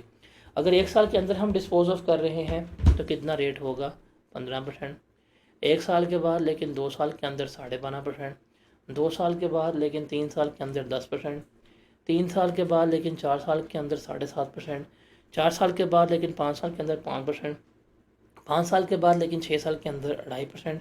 अगर 6 साल के बाद कोई भी सिक्योरिटी बिकेगी तो वो एग्जेम्प्ट होगी, उसके ऊपर कोई किसी किस्म का टैक्स जो है वो चार्ज नहीं हो रहा होगा। तो रिमेंबर ये है हमारे पास सिक्योरिटी का टेबल कि सिक्योरिटीज़ हमारी क्या हैं, किस तरह से हैं और कैसे हम इसको लेकर चल रहे होते हैं। हमने गेन निकालना है, गेन निकालने के बाद हमारे पास टेबल होगा, पेपर में गिवन होगा। ये रेट आपको याद करने की ज़रूरत नहीं है। आपने रेलेवेंट होल्डिंग पीरियड निकालना है, डेट ऑफ परचेज से लेकर डेट ऑफ सेल तक, 1 साल, 2 साल, 3 साल, जितना ही बनता होगा वो जिस स्लैब में फॉल करता होगा उसके मुताबिक आपने रेट लगा के टैक्स जो है वो पे कर देना है। Is that clear? अब इसमें कुछ इंपॉर्टेंट पॉइंट्स हैं, सारे हमने डिस्कस कर लिए हैं, ये आपने बस याद रखने हैं, मतलब लर्निंग पर्सपेक्टिव पे, कि जो सिक्योरिटीज़ होंगी और जो इमूवेबल प्रॉपर्टी होगी ये हमारा पार्ट बनेगा सेपरेट ब्लॉक ऑफ इनकम का। हमारे पास सेपरेट रेट्स हैं, प्रॉपर्टी के रेट सेपरेट हैं, सिक्योरिटीज़ के रेट सेपरेट हैं, हम उसके मुताबिक ही क्या करेंगे, इन पर टैक्स पे कर रहे होंगे। इसके अलावा जो सेक्शन नंबर 37 है जिसमें प्राइवेट कंपनी के shares, membership card, mining rights, AOP का शेयर अगर हम इन्हें बेच रहे हैं, या सेक्शन नंबर 38 जिसमें स्कल्पचर, पेंटिंग, कॉइन्स, मेडेलियंस वगैरह आते हैं, इनको बेच रहे हैं, इनका गेन या इनका लॉस जो है वो किसका पार्ट बनेगा, हमारा नॉर्मल टैक्स रिजीम का पार्ट बन रहा होगा। फिर हमने ये भी पढ़ा है कि हमारा होल्डिंग पीरियड काउंटिंग क्या होगी, हमारे डेट ऑफ परचेज से लेके डेट ऑफ सेल तक हमने क्या करना होता है, होल्डिंग पीरियड काउंट करना होता है। अच्छा, नंबर ऑफ अगर डेज़ में काउंट कर रहे हों तो अगर हमने 182 दिन तक किसी सिक्योरिटी को होल्ड किया है, इसका मतलब है हमने 6 महीने तक होल्ड किया है। और अगर हमने 365 दिन तक किसी सिक्योरिटी को होल्ड किया है, इसका मतलब है हमने उसको 1 साल तक जो है वो होल्ड किया है। दूसरा, जब हम ये गेन या लॉस कैलकुलेट कर रहे होते हैं तो हम हमेशा फाइफो बेसिस पे करते हैं। जो हमने पहले शेयर ख़रीदा होगा उसको पहले डिस्पोज ऑफ करेंगे, जो बाद में शेयर ख़रीदा होगा उसको लीस्ट पे शेयर करेंगे। मतलब अगर आपके पास शेयर थे, कुछ शेयर्स आपने जनवरी में ख़रीदे हैं 2000, कुछ शेयर्स जो हैं वो आपने मार्च में ख़रीदे हैं 5000, कुछ शेयर्स जो हैं वो आपने ख़रीदे हैं अप्रैल में 1000, और आप बेचते हैं जाके 30 जून पे 3500 शेयर्स अगर बेचते हैं, ठीक है। तो जब आप कॉस्ट कैलकुलेट करेंगे फाइफो बेसिस के ऊपर कॉस्ट कैलकुलेट होगी। इस 3500 में से पहले 2000 ये वाले निकलेंगे, ठीक है, और बाकी जो होगा 1500 वो हम इसमें से निकाल रहे होंगे। तो जो पहले ख़रीदे थे वही हम क्या कर रहे होंगे, पहले बेच रहे होंगे। फिर जो सिक्योरिटीज़ होंगी उसके ऊपर टैक्स वगैरह जो है हम सेक्शन नंबर 37A के मुताबिक निकालेंगे, और सारे टैक्सेशन वगैरह 8 स्केड्यूल जो हमारे इनकम टैक्स ऑर्डिनेंस का है उसके मुताबिक होगा। सेक्शन नंबर 37A सिक्योरिटीज़ का है, ये बैंकिंग कंपनीज़ के ऊपर और इंश्योरेंस कंपनी के ऊपर वैलिड नहीं होगा। उसके बाद हम देखते हैं लॉस का ट्रीटमेंट। हमने अभी तक लॉसेस का ट्रीटमेंट पढ़ा नहीं है, बिकॉज लॉस का ट्रीटमेंट जो है वो हम जाके आखिरी चैप्टर में पढ़ रहे होते हैं। हमारा चैप्टर आता है लॉसेस का, उसमें पढ़ रहे होते हैं। देखिए, हमें सेक्शन नंबर 37 जो पढ़ा था, 37 में हमने कहा कि अगर हमें लॉस हो सकता है, उस लॉस को हमने एडजस्ट करना सीख लिया था। सेक्शन नंबर 38 में लॉस जो है नहीं हो सकता, अगर हो जाए एडजस्टमेंट नहीं हो सकती। सिमिलरली अगर हम प्रॉपर्टी बेचते हैं, इमूवेबल प्रॉपर्टी, इसमें भी अगर लॉस हो जाए इसकी भी एडजस्टमेंट नहीं हो सकती। फिर सेक्शन नंबर 37A सिक्योरिटीज़ जो है, इसमें कोई अगर बेचें, इसमें भी लॉस हो जाए, उस लॉस की एडजस्टमेंट हो सकती है। वो लॉस जो है कैरी फॉरवर्ड हो सकता है, या वो लॉस जो है वो सेट ऑफ हो सकता है। आगे जाकर चैप्टर पढ़ेंगे और उस चैप्टर में जाके तफसील में डिटेल में देखेंगे लॉसेस कैसे होते हैं। बट अभी हम देखने लगे हैं, अभी हम कुछ ऐसे सिनेरियोज़ देखेंगे, अभी हम कुछ ऐसे सिनेरियोज़ देखेंगे जिसके अंदर लॉस तो हो रहा है, लेकिन टैक्स वाले उस लॉस को मानते ही नहीं है। कहते हैं ये लॉस जो है एक्सेप्टेबल नहीं है, हम इसको लॉस कंसिडर नहीं करेंगे। वो कौन सी एडजस्टमेंट्स हैं? वो 3 केसेस हैं। एक है वॉश सेल, दूसरा है क्रॉस ट्रेड, और तीसरा है टैक्स स्वैप सेल। ये 3 सिनेरियोज ऐसे हैं कि अगर इनमें हमें लॉस हो भी जाए, हम उनको लॉस नहीं मानते और उसके लॉस का कोई ट्रीटमेंट नहीं होगा। इसको देखें, वॉश सेल क्या होता है, ध्यान से सुनिएगा। आपके पास एक बैंक ए है फॉर एग्जांपल, या किसी भी स्पेसिफिक सेक्टर की, किसी भी बैंक, किसी भी कंपनी की, या किसी भी इंडस्ट्री की एक सिक्योरिटी है। आप उसे क्या करते हैं? आप उसको डिस्पोज ऑफ करते हैं। महीने का शुरू होता है, महीने का शुरू हुआ, आपने क्या किया? आपने उसको बेचा। बेचा तो आपको क्या हो गया? लॉस हो गया। आपने डाल दिया रोला देखे, मैंने शेयर बेचे, मुझे लॉस हो गया। अब ठीक है, लॉस डिक्लेयर करके मंथ एंड पे जाके आपने दोबारा उसी बैंक का शेयर क्या कर लिया? वापस परचेज़ कर लिया, और आपका पोर्टफोलियो में कोई फ़र्क नहीं आया, वो बिल्कुल सेम रहा। वो कहते हैं भाई क्या ड्रामे कर रही हो, तुम्हें कौन सा लॉस हुआ? तुम्हारे पास महीना शुरू हुआ था, तुम्हारे पास इस बैंक के शेयर से, तुम्हारे पास महीना एंड हुआ, तुम्हारे पास फिर उसी बैंक के शेयर हैं, तुमने कौन सा लॉस कमाया है? कोई लॉस नहीं है। कहते हैं अगर ये लॉस हो भी गया है, हम इसे लॉस नहीं मानते और इस लॉस की कोई एडजस्टमेंट नहीं हो सकती। उसके बाद है क्रॉस ट्रेड। क्रॉस ट्रेड क्या होता है कि अपने ही घर में चीज़ें जो हैं वो दाएं से बाएं कर देना, मतलब इसमें मार्केट इन्वॉल्व नहीं है, हम विदाउट मार्केट ट्रांजैक्शन कर रहे हैं। कैसे? आपका ब्रोकर अकाउंट खुला हुआ है, फॉर एग्जांपल लाहौर में भी आपका एक अकाउंट खुला हुआ है, और एक आपका अकाउंट क्या खुला हुआ है कराची में। आप लाहौर से अपनी सिक्योरिटी उठाते हैं, अपने कराची वाले अकाउंट में ट्रांसफ़र करते हैं, और आप कहते हैं जी मुझे लॉस हो गया। कहते हैं पागल बना रहे हो, कौन सा तुम्हें लॉस हो गया, क्यों? कहते हैं it is just like that, कोई लॉस शॉस नहीं हुआ। ये तो वैसे ही है कि आपके बेडरूम में सोफ़ा पड़ा हुआ है, आप उस सोफ़े को निकाल के ड्राइंग रूम में रखा है, और जाके पुलिस में कंप्लेन कर दे मेरे घर में चोरी हो गई है। जब पुलिस आएगी चपेड़े मारेगी कि भाई तुमने अपने कमरे से निकाल के दूसरे को अपने कमरे में अपने एसेट रख दिया है, तो ये कौन सा लॉस है? तो सेम यहाँ पे होता है कि आप अपनी क्या कर रहे हैं, आपके पास 2 अकाउंट हैं, आप एक अकाउंट से उठा के दूसरे अकाउंट में अपनी सिक्योरिटी रख देते हैं, और कहते हैं जी मुझे इस पर लॉस हो गया। कहते हैं ये लॉस नहीं है, क्यों? बिकॉज ये मार्केट बेस्ड ट्रांजैक्शन नहीं है, इसमें मार्केट वगैरह कोई इन्वॉल्व नहीं है। इन हाउस ट्रेडिंग हुई है तो इसमें आपको लॉस वगैरह रियलाइज़ नहीं होगा, इसमें लॉस वगैरह रियलाइज़ आपका नहीं होगा, हो भी जाए तो वो लॉस नहीं मानते। फिर टैक्स स्वैप सेल है। टैक्स स्वैप सेल का मतलब क्या हुआ है? आप स्वैप कर रहे हैं अपनी सिक्योरिटीज़, आप क्या कर रहे हैं? अपनी सिक्योरिटीज़ को स्वैप कर रहे हैं। फॉर एग्ज़ाम्पल आपके पास किसी बैंक ए की सिक्योरिटी है, किसी बैंक ए के शेयर हैं, मैं सिक्योरिटी बोल रहा हूँ, बैंक ए के शेयर्स हैं। आप बैंक ए के शेयर सेल करते हैं, आपको लॉस होता है, आप कहते हैं ओके, लेकिन साथ ही जाके आप क्या करते हैं? दोबारा बैंक बी के, मतलब वो नहीं, दूसरे बैंक के शेयर्स जो है वो परचेज कर देते हैं, ताकि आपका पोर्टफोलियो जो है वो सेम रहे, उसमें कोई तब्दीली ना आए। वो कहते हैं भाई ये भी लॉस अलाउ नहीं है, क्यों? It is just like that कि आपने अपनी चीज़ को तब्दील किया है। ये वही चीज़ है कि आपके पास आईफोन है पर्पल कलर में, आप पर्पल कलर में दे के आते हैं, ब्लैक कलर में ले आते हैं और कहते हैं लॉस हो। कहते हैं भाई कौन सा लॉस हुआ? आप स्वैप कर रहे हैं, आप चेंज कर रहे हैं, आप तब्दीली कर रहे हैं, तो कहता है भाई ये अलाउ नहीं है। तो ये 3 सिनेरियोज हैं हमारे पास, वॉश सेल, क्रॉस ट्रेड और टैक्स स्वैप सेल।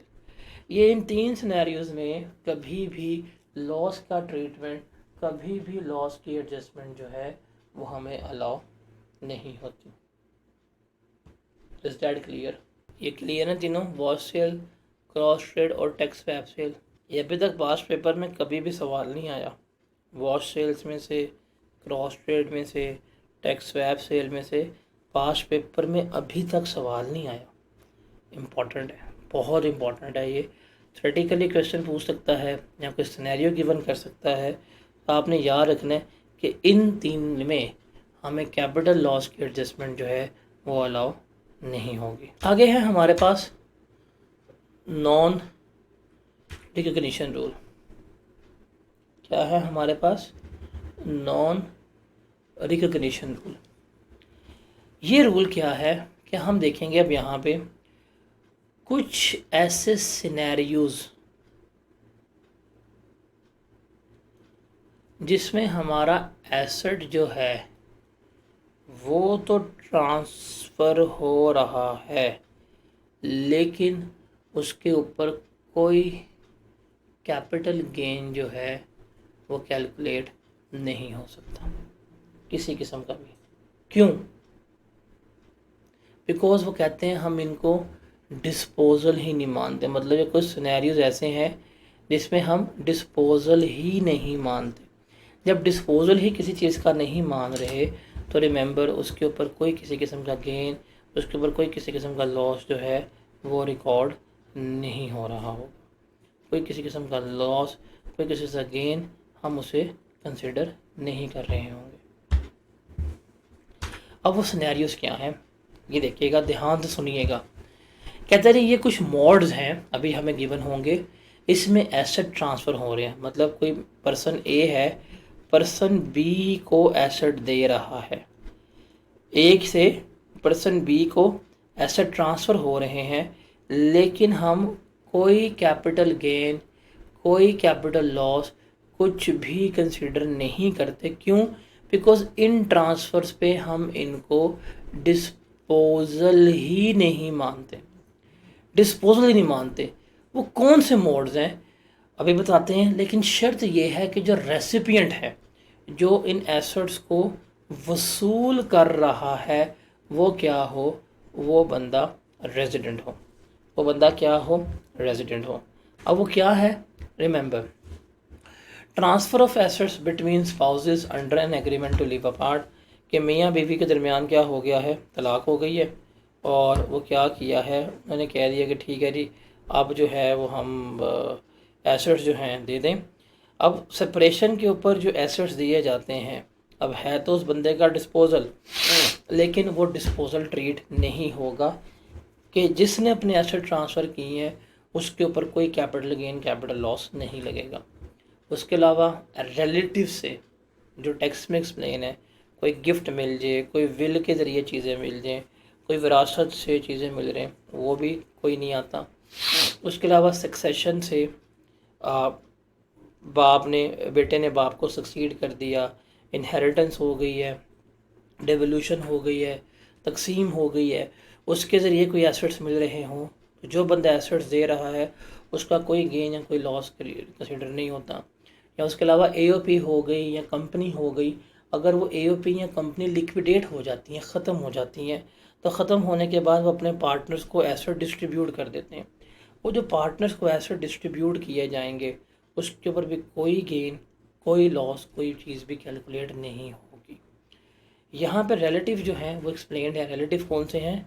जो टेक्स्ट में एक्सप्लेन्ड है, जिसमें हमारे एंसेस्टर आते हैं, अबाउजदाद, डिसेंडेंट, उनकी औलादें, और अडॉप्टेड चाइल्ड हो गया, वो स्पाउस ऑफ इंडिविजुअल हो गया, ये सारे हमारे क्या हैं?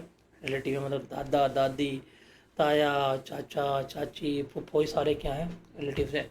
उसके अलावा जो बेगम होती है या स्पाउस होता है, उसके दादा दादी, चाचा चाची, ये भी क्या हैं? आपके रिलेटिव में। अगर ये एसेट्स वगैरह दे रहे हैं तो कोई गेन, कोई लॉस ट्रांसफ़र नहीं होगा। अब इसमें देखें एसेट ट्रांसफ़र हो रहा है, एक बंदा दूसरे बंदे को एसेट दे रहा है।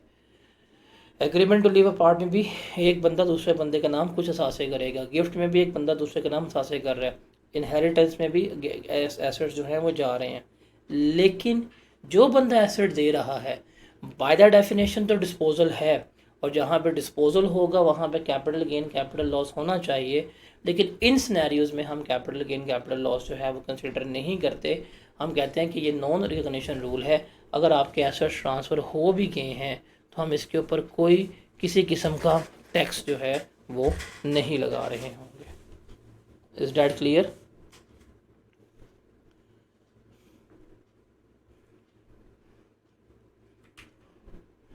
जैसे ये सवाल है, miss Haniya finally decided to separate from her spouse Asim Azhar and decided to live apart with her 3-year son Lucy. As an agreement to live apart, Asim Azhar will transfer the ownership of his studio in her spouse's name. The studio was already rented to Ashraf Wajahid at a monthly rent of rupees 72,000. Hania will entitled to receive the rent from the date of transfer of ownership in her name. On 1st November 2021, the ownership of the property was transferred in her name. अब देखिए ये agreement to live apart है। अब आसिम अज़हर ने क्या किया है, हानिया को स्टूडियो ट्रांसफ़र कर दिए। अब ट्रांसफ़र करना इज़ अ डिस्पोजल, और हमें इसका कैपिटल गेन या कैपिटल लॉस जो है वो कैलकुलेट करना चाहिए। लेकिन चूंकि ये नॉन रिकॉग्निशन रूल में फॉल करता है, इसलिए कोई किसी किस्म का कैपिटल गेन कोई किसी किस्म का कैपिटल लॉस जो है वो हम इसमें कैलकुलेट नहीं करेंगे। हाँ, जब हानिया के नाम पे एसेट हो जाएगा फिर हानिया क्या बन जाएगी, इस स्टूडियो की मालिक बन जाएगी। फिर जो भी रेंट मिलेगा वो हानिया का होगा और वो इसकी इनकम फ्रॉम प्रॉपर्टी का पार्ट बनेगा। कल को जब ये इसको डिस्पोज ऑफ करेगी, कल को जब वो इसको बेचेगी, तो इसका कैपिटल गेन इसका कैपिटल लॉस जो है वो कैलकुलेट होगा। आसिम अज़हर ने ट्रांसफ़र किया, इसके लिए कोई कैपिटल गेन कैपिटल लॉस नहीं है। इसको ट्रांसफ़र हो गया, ये मालिक है, ये कल को बेचेगी, इसके लिए कैपिटल गेन इसके लिए कैपिटल लॉस जो है वो कैलकुलेट किया जाएगा। ये क्लियर है? नॉन रिकॉग्निशन रूल क्लियर है। उसके बाद ये कुछ एसेट्स हैं, इनके ऊपर कोई कैपिटल गेन कैपिटल लॉस नहीं निकालते, ये एग्जाम्प्ट होते हैं। जैसे स्टॉक एक्सचेंज के मेंबरशिप राइट हैं, अगर आप इनको ट्रांसफ़र करते हैं तो ये एग्जाम्प्ट है, इनके ऊपर कोई कैपिटल गेन कैपिटल लॉस जो है वो कंसीडर नहीं होगा। उसके अलावा जो कोई भी इंडस्ट्रियल अंडरटेकिंग, कोई भी फैक्ट्री जो एक्सपोर्ट प्रोसेसिंग जोन्स में लगी हुई हैं, जो गवर्नमेंट ने डिक्लेयर किए हैं, कोई भी फैक्ट्री अगर किसी भी एक्सपोर्ट प्रोसेसिंग जोन में लगी है, उसके शेयर्स वगैरह अगर आपके पास हैं, आप उन्हें अगर डिस्पोज ऑफ करेंगे तो वो भी एग्जाम्प्ट होंगे, उनके ऊपर कोई किसी किस्म का ट्रीटमेंट नहीं लिया जाएगा। तो ये रीड ओनली है, इसको याद करने की ज़रूरत नहीं है। Is that clear? अब हम चलते हैं आगे और स्टार्ट करते हैं कुछ एरियाज जो कैपिटल गेन पे हैं और इम्पोर्टेंट हैं, उनकी हम डिस्कशन करेंगे। सबसे पहले जो है that is exemption on capital gain, and that is important. This is very important for your current attempt. आपके लिए बहुत इंपॉर्टेंट है ये कि एग्जाम्पशन और रिड्यूस रेट क्या है, आपको ये देखने पड़ेंगे। और ये इस अटैम्प्ट का हॉट फेवरेट सवाल है, आपको पेपर में आ सकता है। लास्ट अटैम्प्ट में डीम्ड इनकम आई थी, इस अटैम्प्ट में ये सवाल पूछेगा। अब देखिए जी, हम भी पढ़ के आए हैं कि कोई बंदा जो है अपनी प्रॉपर्टी वगैरह जो है डिस्पोज ऑफ कर रहा है, हम उसके सारे रेट्स वगैरह पढ़ के आए हैं कि उसको टैक्स किस तरह पड़ेगा, किस तरह से वो टैक्स की जाएगी, वो सारा जो है हम देख के आए हैं। अब हम देखेंगे कि एक बंदे ने प्रॉपर्टी डिस्पोज भी की है लेकिन उसके ऊपर एग्जेम्प्ट कर दिया है, उसके ऊपर कोई गेन के ऊपर कोई टैक्स जो है वो हमने नहीं लिया किसी किस्म का भी। अब वो कब है, रिमेंबर कि अगर कैपिटल गेन जो है वो एग्जेम्प्ट होगा, क्या कैपिटल गेन जो है वो एग्जेम्प्ट होगा किन का, रिमेंबर अगर कोई भी पर्सन जो किसी शहीद का डिपेंडेंट है, मतलब एक पर्सन शहीद हो गया है, अब उसकी प्रॉपर्टी वगैरह जो है एलोकेट हो जाएगी उसके वारसान को। अब शहीद कौन सा है? पाकिस्तान आर्म फोर्सेस का, या पर्सन जो पाकिस्तान आर्म फोर्सेस की सर्विस के दौरान वफात पा जाए, या फेडरल गवर्नमेंट के मुलाजिम के हैसियत से वफात पा जाए, या प्रोविंशियल गवर्नमेंट के हैसियत से वफात पा जाए। अब वो बंदा तो मर गया, I am not saying that program तो बढ़ गया, बंदा तो मर गया और या वो शहीद हो गया, तो उसको जो वो लैंड अलॉट किया गया होगा या कोई प्लॉट वगैरह होगा, अब उसके जो डिपेंडेंट्स हैं वो क्या करेंगे? उसको डिस्पोज करेंगे, उसको बेचेंगे। अगर उसके डिस्पोजल के ऊपर कोई गेन वगैरह हुआ है तो वो गेन क्या हो जाएगा? एग्जेम्प्ट होगा, उसके ऊपर कोई टैक्स पे नहीं होगा। ये वाला पॉइंट क्लियर है? यहाँ पे था एग्जेम्प्ट। अब हम बात करेंगे रिड्यूस रेट की। रिड्यूस रेट का मतलब क्या है कि आपको सिर्फ 50% टैक्स जो है वो पे करना पड़ेगा। जैसे अभी हम पढ़ के आए थे कि अगर आप कोई प्लॉट डिस्पोज करते हैं विद इन अ ईयर, उसका रेट कितना है? 15% है। लेकिन अगर आप इस कैटेगरी में फॉल करेंगे तो आप 15% नहीं पे करेंगे, बल्कि कितना पे करेंगे? 7.5% पे कर रहे होंगे। मतलब जो भी आपका टैक्स बन रहा होगा आप उसका क्या करेंगे? 50% जो है पे कर रहे होंगे रिड्यूस रेट के ऊपर। वो कौन सा है? कहते हैं जी कि जो कैपिटल गेन है वो 50% तक क्या हो जाएगा? कम हो जाएगा in the case of first sale. मैं इसको हाईलाइट कर रहा हूँ, ये पेपर में आ सकता है। असाइनमेंट में एक सवाल है मिस मिर्ची वाला, आप लोगों को शेयर करूँगा। मिस मिर्ची वाला सवाल है, उसमें ये पॉइंट टेस्ट मैंने किया हुआ है कि अगर एक बंदा जो पहली दफ़ा क्या कर रहा है? इमूवेबल प्रॉपर्टी को बेच रहा है। किसकी बात यहाँ पे हो रही है? पर्टिकुलरली इमूवेबल प्रॉपर्टी की बात हो रही है। यहाँ भी बात इमूवेबल प्रॉपर्टी की हो रही थी। कोई बंदा फर्स्ट टाइम अपनी इमूवेबल प्रॉपर्टी बेच रहा है जो उसने एक्वायर की थी या जो उसको अलॉट की गई थी। अब कब अलॉट की गई थी? जब वो अपनी मुलाजमत में था। अब वो रिटायर हो गया है या रिटायरमेंट के ऊपर एक्स सर्विस मैन हो गए, उनको कोई ज़मीन वगैरह अलॉट कर दी जाए, या ड्यूरिंग मुलाजमत आपको कोई प्लॉट फ्लैट वगैरह अलॉट किया जाए गवर्नमेंट के एम्प्लॉयज़ को या आर्म फोर्सेस के एम्प्लॉयज़ को, और वो अगर बीइंग एन ओरिजिनल अलॉटी, बहैसियत ओरिजिनल अलॉटी के इन्हीं को अलॉट किया गया था, अगर वो उस प्रॉपर्टी को बेचते हैं तो जो भी उनका टैक्स बनेगा कितना पे करेंगे? उस टैक्स का हाफ जो है वो पे किया जा रहा होगा। Is that clear? और तीसरा पॉइंट है, अगर यही लोग कोई प्रॉपर्टी बेच रहे हैं 3 साल के बाद, कितने साल के बाद? 3 साल के बाद, फिर इनका टैक्स जो है वो हम 75% क्या कर देंगे? लेस करवा देंगे। मतलब अगर किसी का टैक्स जो है वो फॉर एग्ज़ाम्पल 10% बनता है तो वो 10% पे नहीं करेगा, कितना पे करेगा? 2.5% पे कर रहा होगा। तो ये रूल है, ये रूल में हमने क्या करना है? लेके चलना है, और ये इम्पॉर्टेंट है, इस अटेम्प्ट में ये आ सकता है। ये बात हुई थी शुहदा की, या जिनकी डेथ हो जाती है अगर उनके डिपेंडेंट्स बेचते हैं तो एग्जेम्प्ट है। अगर आप being an ex service man या बीइंग एन ओरिजिनल अलॉटी बेचते हैं तो 50% टैक्स कम होगा, और अगर आप 3 साल होल्ड करके बेचते हैं तो टैक्स कितना कम होगा? 75% कम हो रहा होगा। अब ये है हमारा इस अटेम्प्ट का गेस।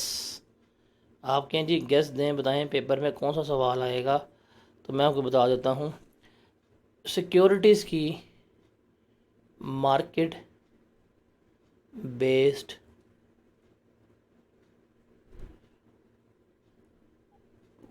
ट्रांजैक्शन, ये सारा पेज जो है ये प्रॉपर्टी के ऊपर था। किसके ऊपर था? प्रॉपर्टी के ऊपर था, जो हम पढ़ के आए हैं। अब जो हम बात करेंगे वो बात कर रहे हैं सिक्योरिटीज़ की। किसकी बात कर रहे हैं हम? सिक्योरिटीज़ की बात कर रहे हैं, उनके ऊपर। अब वो क्या कहता है, ध्यान से सुनिएगा, इसको ध्यान से समझिएगा, ये एप्लीकेबिलिटी इस रूल की बहुत ज़्यादा हो सकती है मेरे ख्याल से। If I am not wrong, इस दफ़ा वो ये पेपर में टेस्ट करने वाला है। कहता है जी, जो हमारे पास सिक्योरिटीज़ हैं, जो हमारे पास सिक्योरिटीज़ हैं, और हम कल पढ़ के आए थे, पर्टिकुलरली हम बात करते हैं पब्लिक कंपनी शेयर्स की। किसकी बात करते हैं? पब्लिक कंपनी के शेयर्स की। वो कहता है ये सिक्योरिटीज़ वगैरह अगर आपने बेचनी है तो ये मार्केट बेस्ड ट्रांजैक्शन करनी है, मार्केट में बेचनी है। अब मार्केट का मतलब क्या है? आपने स्टॉक एक्सचेंज पे जाके क्या करनी है? इसको बेचनी है रजिस्टर्ड स्टॉक एक्सचेंज से, और इसकी तमाम इन्फॉर्मेशन जो है वो आपने क्या करनी है? NCCPL में जमा करवानी है, national clearing company of Pakistan. और जो भी इसके ऊपर विद होल्डिंग टैक्स वगैरह होगा वो आपने क्या करना है? पे करना है। अगर आप ये सारा कुछ करते हैं तो इस किस्म का डिस्पोजल जो है वो आपका सेपरेट ब्लॉक ऑफ इनकम का पार्ट बनेगा, जो हम पढ़ के आए हैं। किसमें ट्रीट होगा? वो हमारा सेपरेट ब्लॉक में जो है ट्रीट हो रहा होगा, जो हमने पढ़ा है। कहता है जी, साफ सीधी बात है, कोई भी शेयर आपको मिले हैं पब्लिक कंपनी के, तो वो क्या करना है? हमने थ्रू मार्केट बेचना है, थ्रू हमने मार्केट बेचना है। और मार्केट का मतलब है स्टॉक एक्सचेंज से, और जो हमारा NCCPL है उससे हमने उसकी क्लियरेंस भी लेनी है। अच्छा, जब हम मार्केट बेस्ड ट्रांजैक्शन करते हैं ना, मार्केट बेस्ड ट्रांजैक्शन करते हैं, तो 0.5% जो है वो हम क्या करते हैं? चार्ज करते हैं एज आ नोशनल एक्सपेंस के तौर के ऊपर। 0.5% हम सेल का भी लेते हैं, और 0.5% जो है वो हम परचेज का भी ले रहे होते हैं। अब ये नोशनल एक्सपेंसेस क्या होते हैं? कि जी आपने सिक्योरिटी पे की है, ब्रोकरेज, कमीशन, लेवी वगैरह, इस तरह के जो भी आपके एक्सपेंसेस वगैरह हुए होते हैं, हम इस मार्केट बेस्ड ट्रांजैक्शन में वो एक्चुअल एक्सपेंसेस जो हैं वो इग्नोर कर देते हैं। हम सिंपल क्या लेते हैं? सेल प्राइस का 0.5% लेते हैं, परचेज प्राइस का 0.5% लेते हैं, और उन्हें हम क्या करते हैं? मार्केट बेस्ड ट्रांजैक्शन के नाम से हम लेस करवा रहे होते हैं। तो असल कहानी तो ये है। कहानी है जी, आपने पब्लिक कंपनी के शेयर्स बेचने हैं, सिक्योरिटीज़ बेचनी है, तो मार्केट में जाके बेचनी है। मार्केट का मतलब है रजिस्टर्ड स्टॉक एक्सचेंज से बेचनी है। जब आप उसको बेचेंगे तो आपने NCCPL से क्लियरेंस भी लेनी है कि जी ये मैंने शेयर्स बेचे हैं, ये मेरी क्लियरेंस है, ये मैंने मेरी होल्डिंग टैक्स जो है वो जमा करवा देना है। और जब आप मार्केट बेस्ड ट्रांजैक्शन करेंगे तो वो ब्रोकरेज फ़ी, कमीशन, ट्रांसफ़र चार्जेस वगैरह सारे ये जो इंसिडेंटल एक्सपेंसेस होते हैं, हम ये लेस नहीं करवाते जो एक्चुअल पे हुए होते हैं। हम क्या करते हैं? 0.5% लेते हैं सेल्स का, 5.5% लेते हैं परचेजेस का, उनको हम यहाँ पे लेस करवा देते हैं। अगर हम सारा कुछ कर रहे हैं, फिर जो सिक्योरिटीज़ जो हैं वो हमारी अंडर सेक्शन 37A का ही पार्ट बनेंगी, और उसके मुताबिक ही हम क्या करेंगे? टैक्स पे करेंगे। लेकिन अगर कोई भी पब्लिक कंपनी के शेयर्स हैं, अगर हम उन्हें बेचते हैं और हम उनको रजिस्टर्ड स्टॉक एक्सचेंज से नहीं बेचते, या हम उनकी NCCPL से क्लियरेंस नहीं करवाते, अदर देन डैट बेचते हैं, तो रिमेंबर फिर जो भी गेन, जो भी लॉस होगा वो सिक्योरिटीज़ का पार्ट नहीं बनेगा, बल्कि वो अंडर सेक्शन 37 का पार्ट बनेगा, और फिर वो किस में चला जाएगा? NTR में फॉल कर रहा होगा, उसके मुताबिक टैक्स देना पड़ेगा। अब ये नुकसान होता है। हम कल अभी सिक्योरिटीज़ पढ़ के आए थे कि अगर सिक्योरिटीज़ 1 साल के बाद बिकेंगी, रेट 15% है, 1 साल के बाद, लेकिन 2 साल के अंदर 12.5, 10 और 6 साल के बाद बिकें, सिक्योरिटी एग्जाम्प्ट होती है। लेकिन अगर ये प्रोसेस नहीं हुआ और ये सेक्शन नंबर 37 में पड़ गई, फिर बेशक 10 साल के बाद भी बिकी हो सिक्योरिटी, तो क्या करना पड़ेगा? आपको टैक्स जो है पे करना पड़ेगा। तो ये एक्सेप्शन है सिक्योरिटीज़ की, याद रखिएगा, ये पेपर में आ सकती है। कहता है जी, अगर इन मोड्स में, मैं आपको रीड कर देता हूँ, इन मोड्स में अगर सिक्योरिटी डिस्पोज ऑफ होंगी तो क्या लगेगी? उसमें नॉर्मल टैक्स लायबिलिटी चार्ज होगी अंडर सेक्शन 37। अब वो मोड्स कौन से हैं? कि share of a listed company made otherwise than to registered stock exchange, कि आपने शेयर्स बेचे हैं पब्लिक कंपनी के, बट आपने स्टॉक एक्सचेंज से नहीं बेचे, और उसकी इन्फॉर्मेशन भी आपने NCCPL में जमा नहीं करवाई गेन के लिए, विद होल्डिंग के लिए, तो फिर ये 37A में नहीं जाएंगे, बल्कि किस में जाएंगे? सेक्शन नंबर 37 में आएंगे। या आपने शेयर्स जो है कंपनी ने इशू किए हैं IPO के तहत, और उसकी भी डिटेल्स जो है NCCPL में जमा नहीं करवाई, तब भी उसके शेयर्स का जो गेन या लॉस होगा वो 37A का पार्ट नहीं बनेगा, बल्कि सेक्शन नंबर 37 का पार्ट बनेगा। बिकॉज जब आप मार्केट में बेचेंगे तो आपको मार्केट बेस्ड ट्रांजैक्शन करनी पड़ेगी, और मार्केट बेस्ड ट्रांजैक्शन की फ़ीस जो है वो चार्ज होगी, बीइंग का नोशनल एक्सपेंस वो कितनी होगी, 0.5% ऑफ सेल प्रोसीड और 0.5% ऑफ कॉस्ट होगी, जो इन लियो ऑफ ब्रोकरेज कमीशन वगैरह जो है वो हम लेस कर रहे होंगे। तो ये शेयर्स के ऊपर अप्लाई होती है। अगर आप म्यूचुअल फंड के यूनिट्स बेच रहे होते हैं उसके ऊपर ये अप्लाई नहीं होती। और मार्केट बेस्ड ट्रांजैक्शन का मतलब है कि आप कहाँ से बेच रहे हैं, थ्रू रजिस्टर्ड स्टॉक एक्सचेंज इन पाकिस्तान और NCCPL से आप उसको क्लियरेंस करवा रहे हैं। तो अगर आप बेचेंगे तो सेपरेट ब्लॉक का पार्ट, अगर आप नहीं बेचेंगे तो NTR का पार्ट जो है बन रहा होगा। समझ आई इस रूल की? वेरी इंपॉर्टेंट है, इसमें सवाल आपको आ जाने। अब इसको ना हम इस एग्जाम्पल से समझते हैं। ये एग्जाम्पल है और इस तरह का सवाल ही आपको गिवन होगा। कहते जी mister Imtiaz has disposed of following assets in tax year 2025। मैं फ्यूचर में पहुंचा हूँ। Okay, shares of AB private company. अब प्राइवेट कंपनी है, फ़ौरन नाम पढ़ के फैसला नहीं करना। अगर इस कंपनी की आगे इन्फॉर्मेशन गिवन हो कि इसके 50% शेयर फेडरल गवर्नमेंट या इनके पास हो, तो भाई ये पब्लिक कंपनी बन जाती है, ये याद रखनी है आपने। अच्छा, प्राइवेट कंपनी है, वैसे कोई इन्फॉर्मेशन गिवन नहीं है, तो इसको मैं ट्रेड करूँगा अंडर सेक्शन 37 में। आपने शेयर्स परचेज किए 1 जनवरी 2020 में, सेल की हैं 2025 के, 3 लाख कॉस्ट थी, 9 लाख के बेचे हैं। 37A NTR का पार्ट बनते हैं, तो 6 लाख जो है वो हमारा क्या आया है, 6 लाख हमारा गेन जो है वो आ गया है। उसके बाद है shares of GE unlisted company. ये भी हमारी 37 का पार्ट बनते हैं, प्राइवेट कंपनी। 1 जनवरी 21 को शेयर लिए, 31 मार्च 25 को बेचे, 30 के लिए 10 का बेचे, कितना लॉस हुआ, 20,000 का हमें लॉस हुआ, हमने यहाँ पर लिख दिया। अब ये लॉस इससे एडजस्ट हो जाएगा, तो मेरे पास नेट इनकम कितनी रहेगी, 5,80,000 होगी। अब है shares of R listed company, static लगा हुआ है। कहता है the disposal is made through registered stock exchange and is settled through NCCPL। इसका मतलब ये मार्केट बेस्ड ट्रांजैक्शन हुई है। अगर ये ना लिखा होता या इसका उल्टा लिखा होता कि जी that is made not through, तो फिर मैं इसको कहाँ ट्रेड करता, सेक्शन नंबर 37 में। अब चूंकि उसने कहा है मार्केट बेस्ड ट्रांजैक्शन है और शेयर्स भी लिस्टेड कंपनी के हैं, पब्लिक कंपनी के हैं, किसका पार्ट बनेंगे, ये 37A का पार्ट बनेंगे। अब कहता है 18 जुलाई 2022 को लिए थे, 15 अक्टूबर 2024 को बेच दी हैं, 60 के बेचे हैं, 60 के लिए थे, 75 के बेचे हैं। ठीक है, अब हमने इसका गेन निकालना है।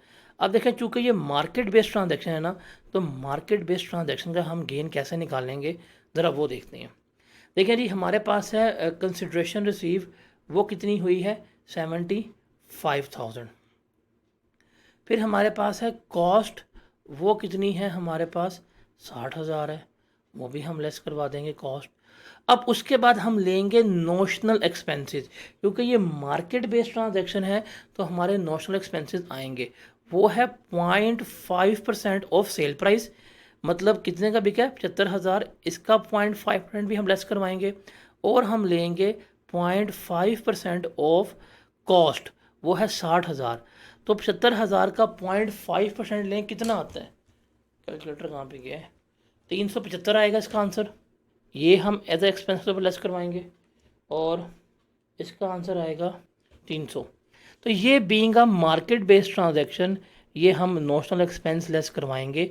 ये लेस करवाने के बाद मेरा गेन या मेरा लॉस आ रहा होगा, that will be 75,000 minus 60,000 minus ये बनेगा 14,325। ये हमारा गेन जो है वो कैलकुलेट हो रहा होगा। मैं आपको आज वो सवाल बता रहा हूँ, इस रूल की आपको किसी किताब में कोई एग्जाम्पल नहीं मिलने वाली, कोई एग्जाम्पल नहीं मिलने वाली। और ये वो रूल है जो आपके पेपर में आने के चांसेस बहुत ब्राइट हैं। तो ये समझ आई एग्जाम्पल, इन नोशनल एक्सपेंसेस लेस करवाने की और मार्केट बेस्ड ट्रांजैक्शन की समझ आइए। अगला देखते हैं, shares of P listed company 20/5/2024 को लिए थे, 25/10/2024 को हमने बेच दिए हैं, 35 के लिए 40 में बेचे हैं। अब देखें कंसिड्रेशन क्या है मेरे पास, कंसिड्रेशन रिसीव्ड हुई है वो है 35,000, सॉरी ओहो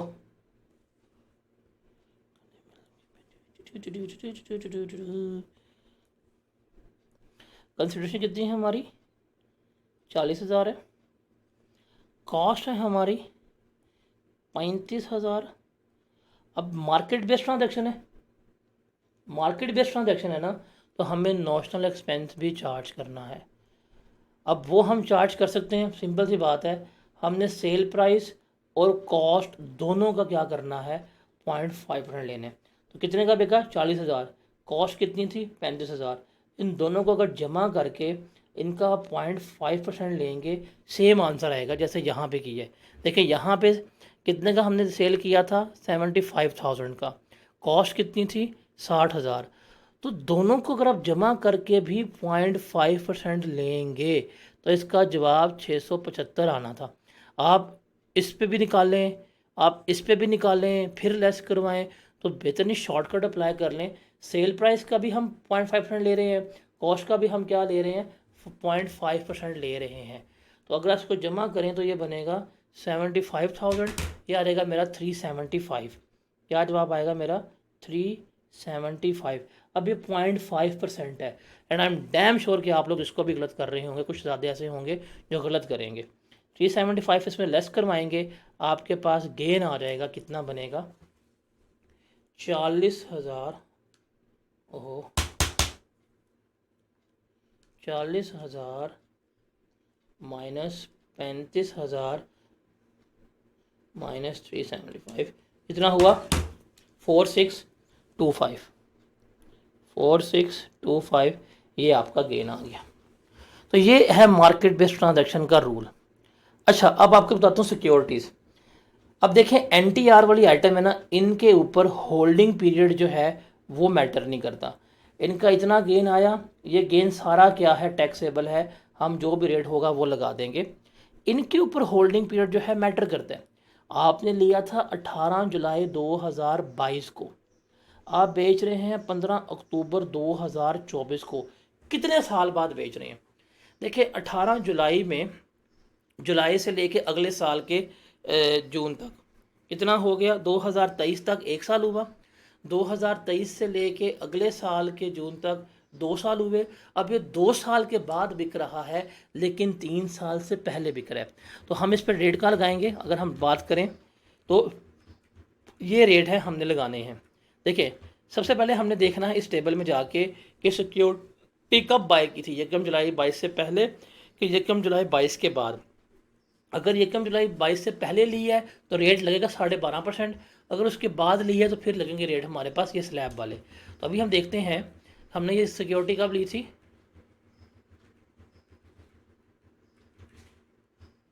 ये हमने ली है 1 जुलाई 2022 के बाद, नॉट पहले, और 3 साल के बाद बिक रही है। इस पर गेन कितना आया था, 14,325 रुपये। इस पर कितना टैक्स पे होगा, 10%, मतलब 1433। ये टैक्स जो है मैं इसके ऊपर पे करूँगा। समझ लगी, समझ लगी इस चीज़ की। और ये लिया था 25/5/2024 को, और ये बिका है 25/10/2024 को। ये तो विद इन अ 1 ईयर है, विद इन अ 1 ईयर अगर डिस्पोज ऑफ हो रहा है तो 15% टैक्स जो है हम इस पे कर रहे होंगे। मतलब 4625 का हम लेंगे 15%, ये बनेगा 694। हम कितना पे करेंगे, हम 694 जो है वो पे कर रहे होंगे। तो ये होल्डिंग पीरियड है जो आपको समझा के थक गया, डेट ऑफ परचेज से लेके डेट ऑफ सेल्स तक। यहाँ पे आपने टाइम पीरियड काउंट करना है और उसके हिसाब से आपने रेट जो है वो लगाना है। तो ये सवाल समझ आया मार्केट बेस्ड ट्रांजैक्शन का क्या है क्या नहीं है। आपको इस टॉपिक का कोई प्रैक्टिस क्वेश्चन कहीं से नहीं मिलने वाला, तो जितना इसको समझ सकते हैं समझ लें। ये सारी कैलकुलेशन है, ये मैंने आपको बता दी है कि इस तरह से हम इसको लेकर चल रहे होंगे। अब है हमारे पास deemed income section number 7E। मैंने लास्ट अटैम्प्ट में कहा था कि ये एरिया ना बहुत ज़्यादा इम्पॉर्टेंट है, कंफर्म क्वेश्चन आने, कंफर्म क्वेश्चन जो है आना ही आने। बच्चों ने नहीं माना, आया था। और इवन जो लास्ट अटैम्प्ट का सवाल आया है वो मेरी किताब में गिवन भी था। तकरीबन यही चीज़ें इसी तरह का आया है। तो डीम्ड इनकम लास्ट अटेम्प्ट में आया है। अभी एग्जामिनर कमेंट्स मेरे ख्याल से नहीं है, मैंने चेक नहीं की काफ़ी अर्से से website. I am damn sure कि one of the worst attempted question होगा, और इस अटेम्प्ट में भी इसके आने के चांसेस जो है वो काफ़ी ज़्यादा हैं। डीम्ड इनकम किसे कहते हैं वो हमने यहाँ पर देखना है। हम डीम्ड इनकम का मतलब होता है कि हम अज्यूम कर रहे हैं कि आपने बेनिफिट्स ले रहे हैं और आपने बेनिफिट्स जो अर्न किए हैं हम आपको इसकी इनकम बना के बैठे हुए हैं। अब ये डीम्ड इनकम का कंसेप्ट हम सिर्फ यहाँ नहीं पढ़ते, हमने पहले भी 2-3 जगहों पे डीम्ड इनकम को जो है वो पढ़ा हुआ है। अब वो कहाँ कहाँ हमने पढ़ा हुआ है?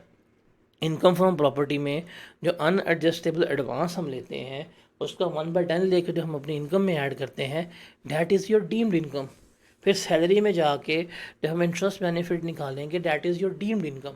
बट यहाँ पे हम डीम्ड इनकम किसके ऊपर निकाल रहे हैं? जो हमारी इमूवेबल प्रॉपर्टी है, हम किस पर निकालेंगे? अपनी इमूवेबल प्रॉपर्टी के ऊपर डीम्ड इनकम जो है वो कैलकुलेट कर रहे होंगे।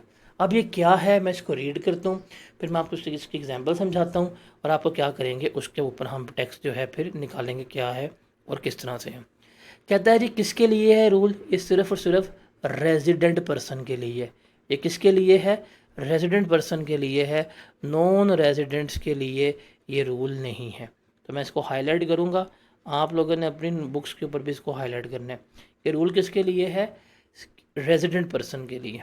किसके लिए? रेजिडेंट पर्सन के लिए, जिसके पास क्या मौजूद है? Capital assets. कैपिटल एसेट्स हम पढ़ के आ चुके हुए हैं डेफिनेशन में, all the assets are capital asset except SODA।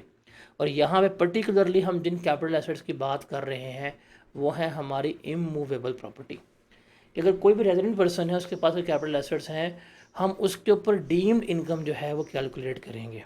हम क्या करेंगे? डीम्ड इनकम कैलकुलेट करेंगे। कैसे? अभी हम देखते हैं।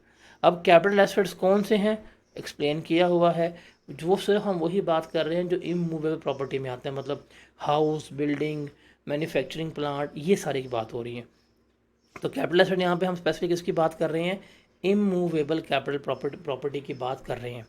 अब डीम्ड इनकम हम कैसे कैलकुलेट करेंगे वो देखना है। हमारे पास वो तमाम एसेट्स जो इसको क्वालिफाई कर रहे हैं, हम क्या लेंगे? हम उस एसेट्स की मार्केट वैल्यू लेंगे। हम क्या लेंगे? हम उन एसेट्स की फेयर मार्केट वैल्यू जो है वो देखेंगे। अब फेयर मार्केट वैल्यू जो है वो FBR बताते हैं। वो कौन बताता है? FBR बताता है कि क्या इसकी फेयर मार्केट वैल्यू है। अब फॉर एग्जांपल एक एसेट है, उसकी फेयर मार्केट वैल्यू जो है वो है 32 करोड़। ये लग के पता, ये है उसकी फेयर मार्केट वैल्यू। हमने डीम्ड इनकम कैलकुलेट करनी है, तो हम क्या करेंगे? इस 32 करोड़ का 5% लेंगे। कितना लेंगे? 32 करोड़ का 5% लेंगे। क्या जवाब आएगा? 1.6 मिलियन। ये जो 1.6 मिलियन आएगा 5% लेने के बाद, ये मेरी क्या कहलाएगी? ये मेरी डीम्ड इनकम जो है वो कहला रही होगी। ये मेरी क्या कहलाएगी? Deemed income. फिर इसके ऊपर हम टैक्स लगाएंगे और टैक्स का रेट क्या होगा? 20%। क्या रेट होगा? 20%। मतलब इस 16 लाख का हम लेंगे 20%, वो कितना बनेगा? वो आएगा 3,20,000। और ये 3,20,000 जो है वो मेरा क्या होगा? टैक्स ऑन डीम्ड इनकम जो मैंने क्या करना है? पे करना है। तो इस तरह से हम डीम्ड इनकम के ऊपर टैक्स लगा रहे होते हैं। मतलब प्रॉपर्टी की वैल्यू का 5% लेंगे तो डीम्ड इनकम आएगी, उस इनकम का 20% लेंगे तो मेरे पास क्या होगी? टैक्स की वैल्यू आ रही होगी। इन शॉर्ट, अल्टरनेटिवली हम क्या कर रहे हैं? जो भी हमारे पास फेयर मार्केट वैल्यू होगी, हम फेयर मार्केट वैल्यू का 1% जो है वो क्या ले रहे हैं? टैक्स ले रहे हैं। ये फेयर मार्केट वैल्यू है, इस फेयर मार्केट वैल्यू का 1% जो है वो हम क्या करवा रहे हैं? टैक्स के तौर के ऊपर ले रहे हैं। तो ये असूल है हमारा डीम्ड इनकम का। कैसे? मार्केट वैल्यू का हम कितना लेंगे? 5%, तो डीम्ड इनकम आएगी। इस डीम्ड इनकम के ऊपर 20% टैक्स लगाएंगे तो मेरे पास टैक्स की अमाउंट आ रही होगी which is equal to 1% of fair market value. तो ये है मेरी टैक्स ऑन डीम्ड इनकम। समझ आइए क्या होती है। अब हम चलते हैं आगे। अब सवाल है किन किन प्रॉपर्टीज़ के ऊपर ये कंसेप्ट अप्लाई नहीं होगा, कौन कौन सी प्रॉपर्टीज़ जो हैं एक्सक्लूड हैं जिनके ऊपर हम ये अप्लाई नहीं करेंगे। अभी जो हम लिस्ट पढ़ रहे हैं ना, इनके अलावा जो भी प्रॉपर्टी होगी उसके ऊपर ये कंसेप्ट जो है अप्लाई हो रहा होगा। देखिए, अगर आपके पास सिर्फ एक ही प्रॉपर्टी है, एक ही घर है जिसमें आप रह रहे हैं, तो वो डीम्ड इनकम में नहीं आती, उसके ऊपर हम ये अप्लाई नहीं करेंगे। उसके अलावा जो आपके सेल्फ ओन बिजनेस प्रेमिसेस हैं कि जहाँ पे आप अपना कारोबार कर रहे हैं, जहाँ पे आप अपने बिजनेस कर रहे हैं, जहाँ पे आपकी एक्टिविटीज़ वगैरह हो रही हैं, मैन्युफैक्चरिंग प्लांट लगा हुआ है, और वो भी इसमें नहीं आएंगी, बट द शर्त इज़ डैट कि आपका नाम एक्टिव टैक्स पेयर लिस्ट में होना चाहिए। फिर जो सेल्फ ओन्ड एग्रीकल्चर लैंड होगा, जहाँ पे आपकी एग्रीकल्चरल एक्टिविटी हो रही है, वो भी जो है वो हमारा इसमें नहीं आएगा। हाँ, लेकिन जो फार्म हाउस वगैरह होते हैं वो डीम्ड इनकम में आएंगे, उसके ऊपर टैक्स लगाएंगे। अब फार्म हाउस का उन्होंने क्राइटेरिया बता दिया हुआ है, क्या है, मतलब एक हाउस है जो मिनिमम 2000 स्क्वायर फीट पे लैंड पे कंस्ट्रक्टेड है और total area minimum 5000 square feet है, और इसको हम एज अ डिवेलिंग हाउस के तौर के ऊपर इस्तेमाल कर रहे हैं, उसे हम क्या कहते हैं, फार्म हाउस। तो फार्म हाउस जो है वो डीम्ड इनकम में फॉल करेंगे। अगर इस क्राइटेरिया में या इससे बड़ा फार्म हाउस है तो वो डीम्ड इनकम के लिए क्या होगा, एलिजिबल होगा। ये एलिजिबल नहीं है, ये एलिजिबल नहीं है, ये एलिजिबल नहीं है, फार्म हाउस जो है वो एलिजिबल हैं। उसके अलावा वो तमाम कैपिटल एसेट्स जो हमने अलॉट किए हैं शहदा को या उनके वारसान को या उन लोगों को जो फोत हो गए ड्यूरिंग सर्विसेज, उनके फैमिलीज़ को, या जंग में ज़ख्मी लोगों को, या जो एक्स सर्विस मैन या एक्स एम्प्लॉयज़ थे गवर्नमेंट को, इनको जो हमने एसेट्स अलॉट किए हुए हैं, इनके ऊपर भी डीम्ड इनकम नहीं लगेगी, इनके ऊपर भी डीम्ड इनकम नहीं लगेगी। ये पॉइंट नंबर ABCD क्लियर है आप लोगों को। हम नेगेटिव लिस्ट पढ़ रहे हैं कि इनके ऊपर नहीं लगना। मेरे ज़ाती घर पे नहीं लगेगा, मैं जहाँ ज़्यादा कारोबार कर रहा हूँ वहाँ नहीं लगेगा, मैं ज़ाती जहाँ पे खेती बाड़ी करूँ वहाँ नहीं लगेगा, किसी शहीद को, किसी सरकारी मुलाजिम को कोई प्रॉपर्टी दी गई है उसके ऊपर ये नहीं लगेगा। ये बात करें कि किन के ऊपर नहीं लगेगा, जो इनके अलावा होंगे इन पर लग रहा होगा। इसके अलावा पॉइंट नंबर E, कोई भी ऐसी property from which income is chargeable to tax, और उस पर टैक्स भी पे कर दिया। मतलब आपके पास कोई प्रॉपर्टी है, आपके पास कोई प्रॉपर्टी है और आप उससे इनकम कमा रहे हैं, और जो आप इनकम कमा रहे हैं उस इनकम के ऊपर आपने टैक्स पे कर दिया हुआ है, तो उसके ऊपर डीम्ड इनकम नहीं लगेगी। जैसे फॉर एग्जांपल आपके पास एक घर है और आपने वो घर रेंट पे दिया हुआ है, जो उससे रेंट आया आपने उसको अपनी इनकम फ्रॉम प्रॉपर्टी का पार्ट बनाया और उसके ऊपर टैक्स पे कर दी है।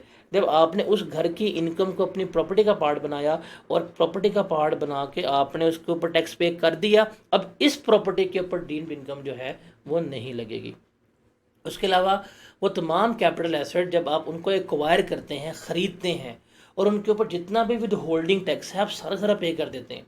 मतलब कोई बिल्डिंग खरीदी है, उसके ऊपर जितना भी विद होल्डिंग टैक्स था 236 के तहत वो आपने सारा पे कर दिया, तो वो भी उसके ऊपर डीम्ड इनकम का कंसेप्ट नहीं लगेगा।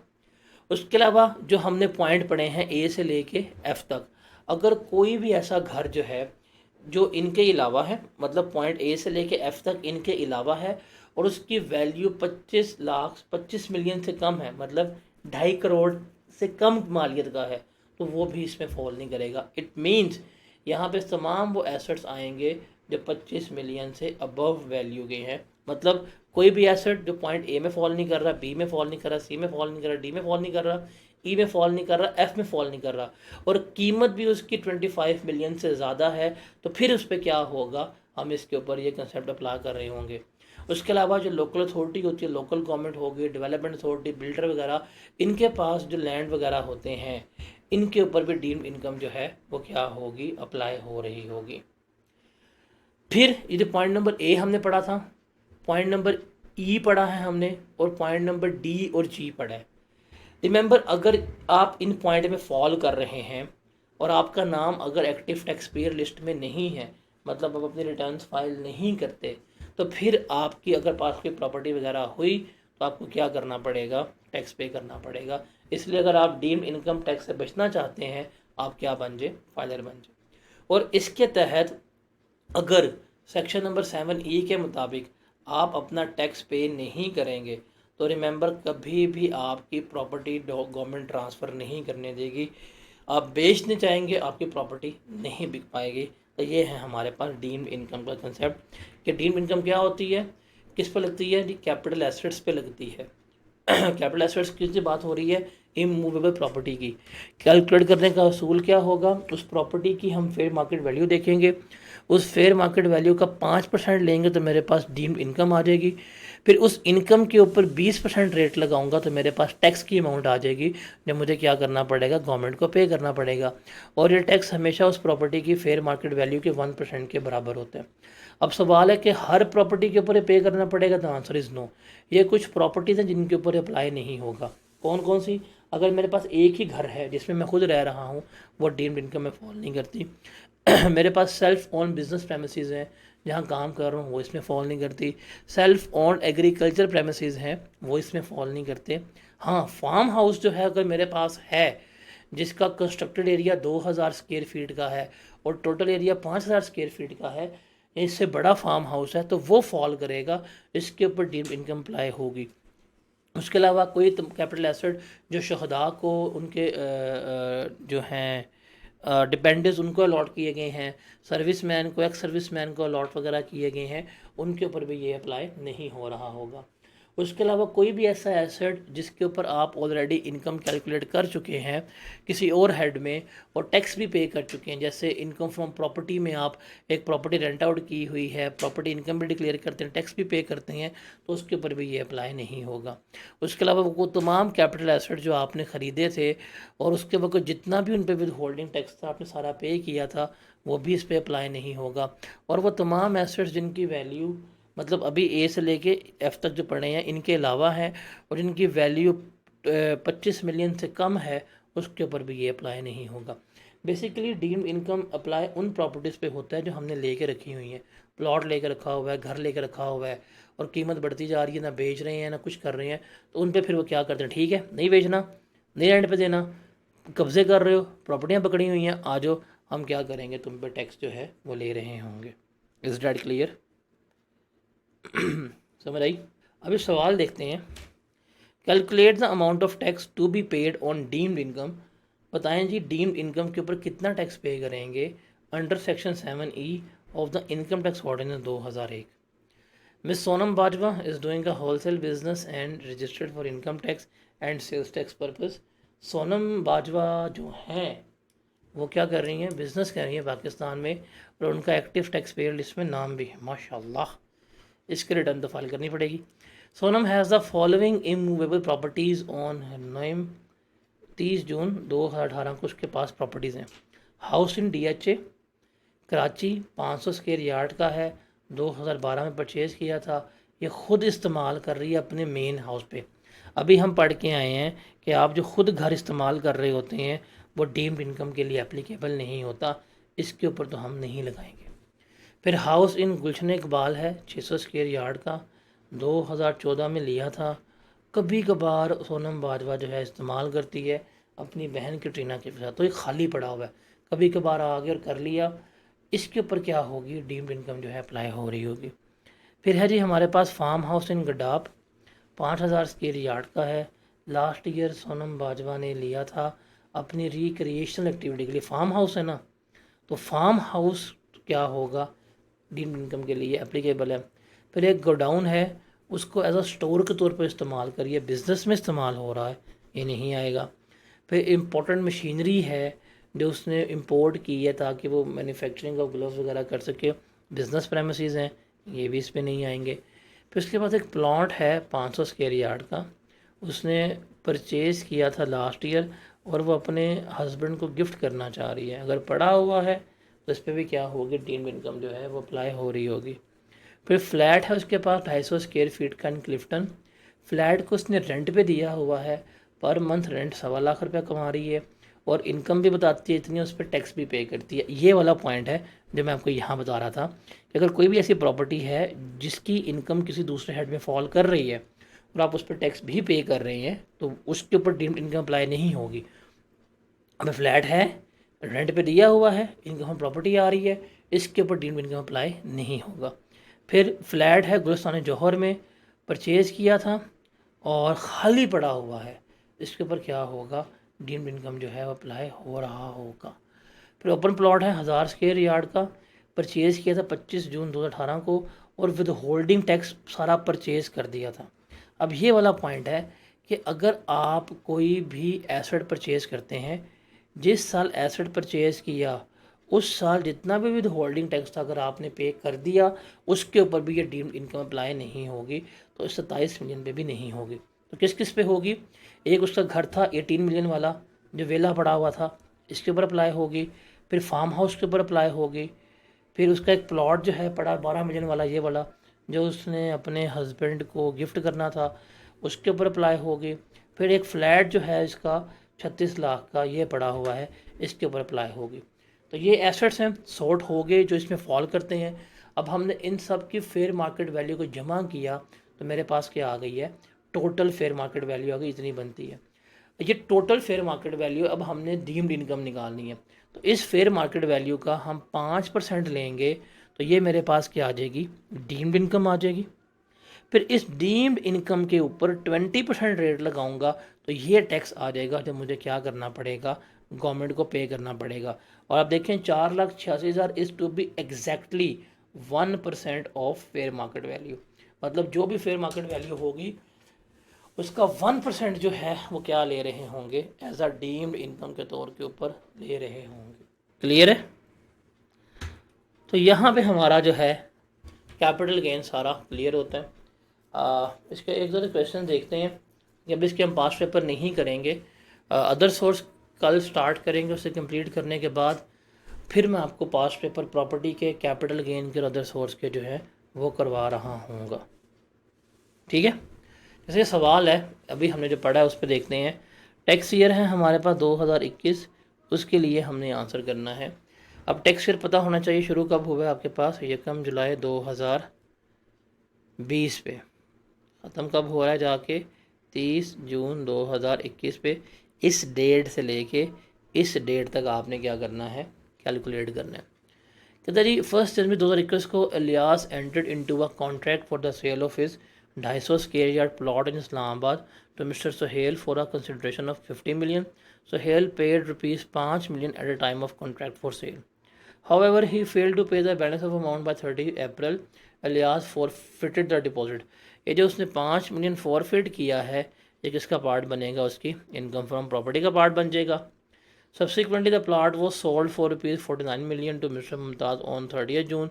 49 का बेच दिया। जब उसको प्लॉट इनहेरिट हुआ था तब कीमत कितनी थी, 39 मिलियन थी। हम क्या करेंगे, हमारे पास 49 मिलियन है, 49 मिलियन इसको बिके हैं, जब इनहेरिट हुआ उसकी जो कॉस्ट थी वो इसकी कॉस्ट बन जाएगी, लेस करवा देंगे तो 10 मिलियन जो है वो इसका गेन आ जाएगा। अब इसको प्लॉट इनहेरिट हुआ था 2015 में, इसने बेचा है 21 में, तो 16, 17, 18, 19, 20, 21, तो 6 साल के बाद बिक रहा है। बिकॉज 25 जून को 6 साल पूरे होते थे और इसने बेचा है 30 जून को, आफ्टर 6 ईयर बिका है, तो इसके ऊपर कोई टैक्स नहीं होगा, ये क्या होगा हमारा एग्जेम्प्ट हो जाएगा। क्लियर है ये। उसके बाद है इस पॉइंट में बोनस शेयर्स आ रहे हैं, तो बोनस शेयर्स की अभी हमने कॉस्टिंग पढ़ी नहीं है, तो इनकम फ्रॉम अदर सोर्स में ज़रा बोनस शेयर्स की कॉस्ट कैसे कैलकुलेट होती है वो पढ़ाने के बाद फिर सॉल्व करूँगा। और इस दफ़ा बोनस शेयर्स भी बहुत इंपॉर्टेंट है। लाइक इस दफ़ा का एक्सपेक्टेड सवाल जो पेपर में हो सकता है क्या है कि आपको वो पहले बोनस शेयर दिलवाएं और बोनस शेयर्स को वो डिस्पोज करवाएं, और बोनस शेयर्स जो हैं वो आपके NCCPL वाला रूल लगवा रहा हो, तो वो 3 चीज़ें जो हैं पेपर में एग्जामिनर जो है पूछ सकता है। उसके बाद है अलीम सोल्ड 1 मार्च 2021 को, अलीम ने 10,000 शेयर्स बेचे हैं BTCL के, कंपनी जो पाकिस्तान स्टॉक एक्सचेंज पे लिस्टेड है 3 लाख के, उसने शेयर लिए थे 2 लाख के, तो 3 लाख में से जो पब्लिक कंपनी है 2 लाख लेस करवाएंगे, हमारे पास क्या आ जाएगा, गेन आ जाएगा। उसके सेल ट्रांजैक्शन पे जो उसके एक्सपेंसेस वगैरह हुए हैं वो 1500 हैं, वो भी हम लेस करवा देंगे, तो 98,500 इसका गेन है। 1 जुलाई 2022 से पहले शेयर परचेज़ किए हैं, जो भी गेन आएगा उसके ऊपर 12.5% के हिसाब से हम टैक्स जो है वो पे कर रहे होंगे। उसके बाद जी Imran sold his personal car for ₹15 lakh. The car has been originally purchase for ₹1.2 million. हम पढ़ के आ चुके हैं पर्सनल एसेट्स जो हैं वो हमारे कैपिटल एसेट्स ही नहीं है। जब ये हमारे कैपिटल एसेट्स ही नहीं है तो इनके ऊपर कोई गेन कोई लॉस नहीं होगा। Mister Salman sold his watch for 150 in tax year 2021। Antique watch है, सेक्शन नंबर 38 में फॉल करेगी। Watch had been gifted to him by his mother. Fair market value 2.5 थी, 2.5 लाख की वॉच थी, 1.5 लाख की बेच दी है, लॉस हो गया है और लॉस का ट्रीटमेंट हम नहीं करवा पाते। There will be no treatment for the loss. तो यहाँ पे हमारा चैप्टर जो है इनकम फ्रॉम कैपिटल गेन का ख़त्म होता है।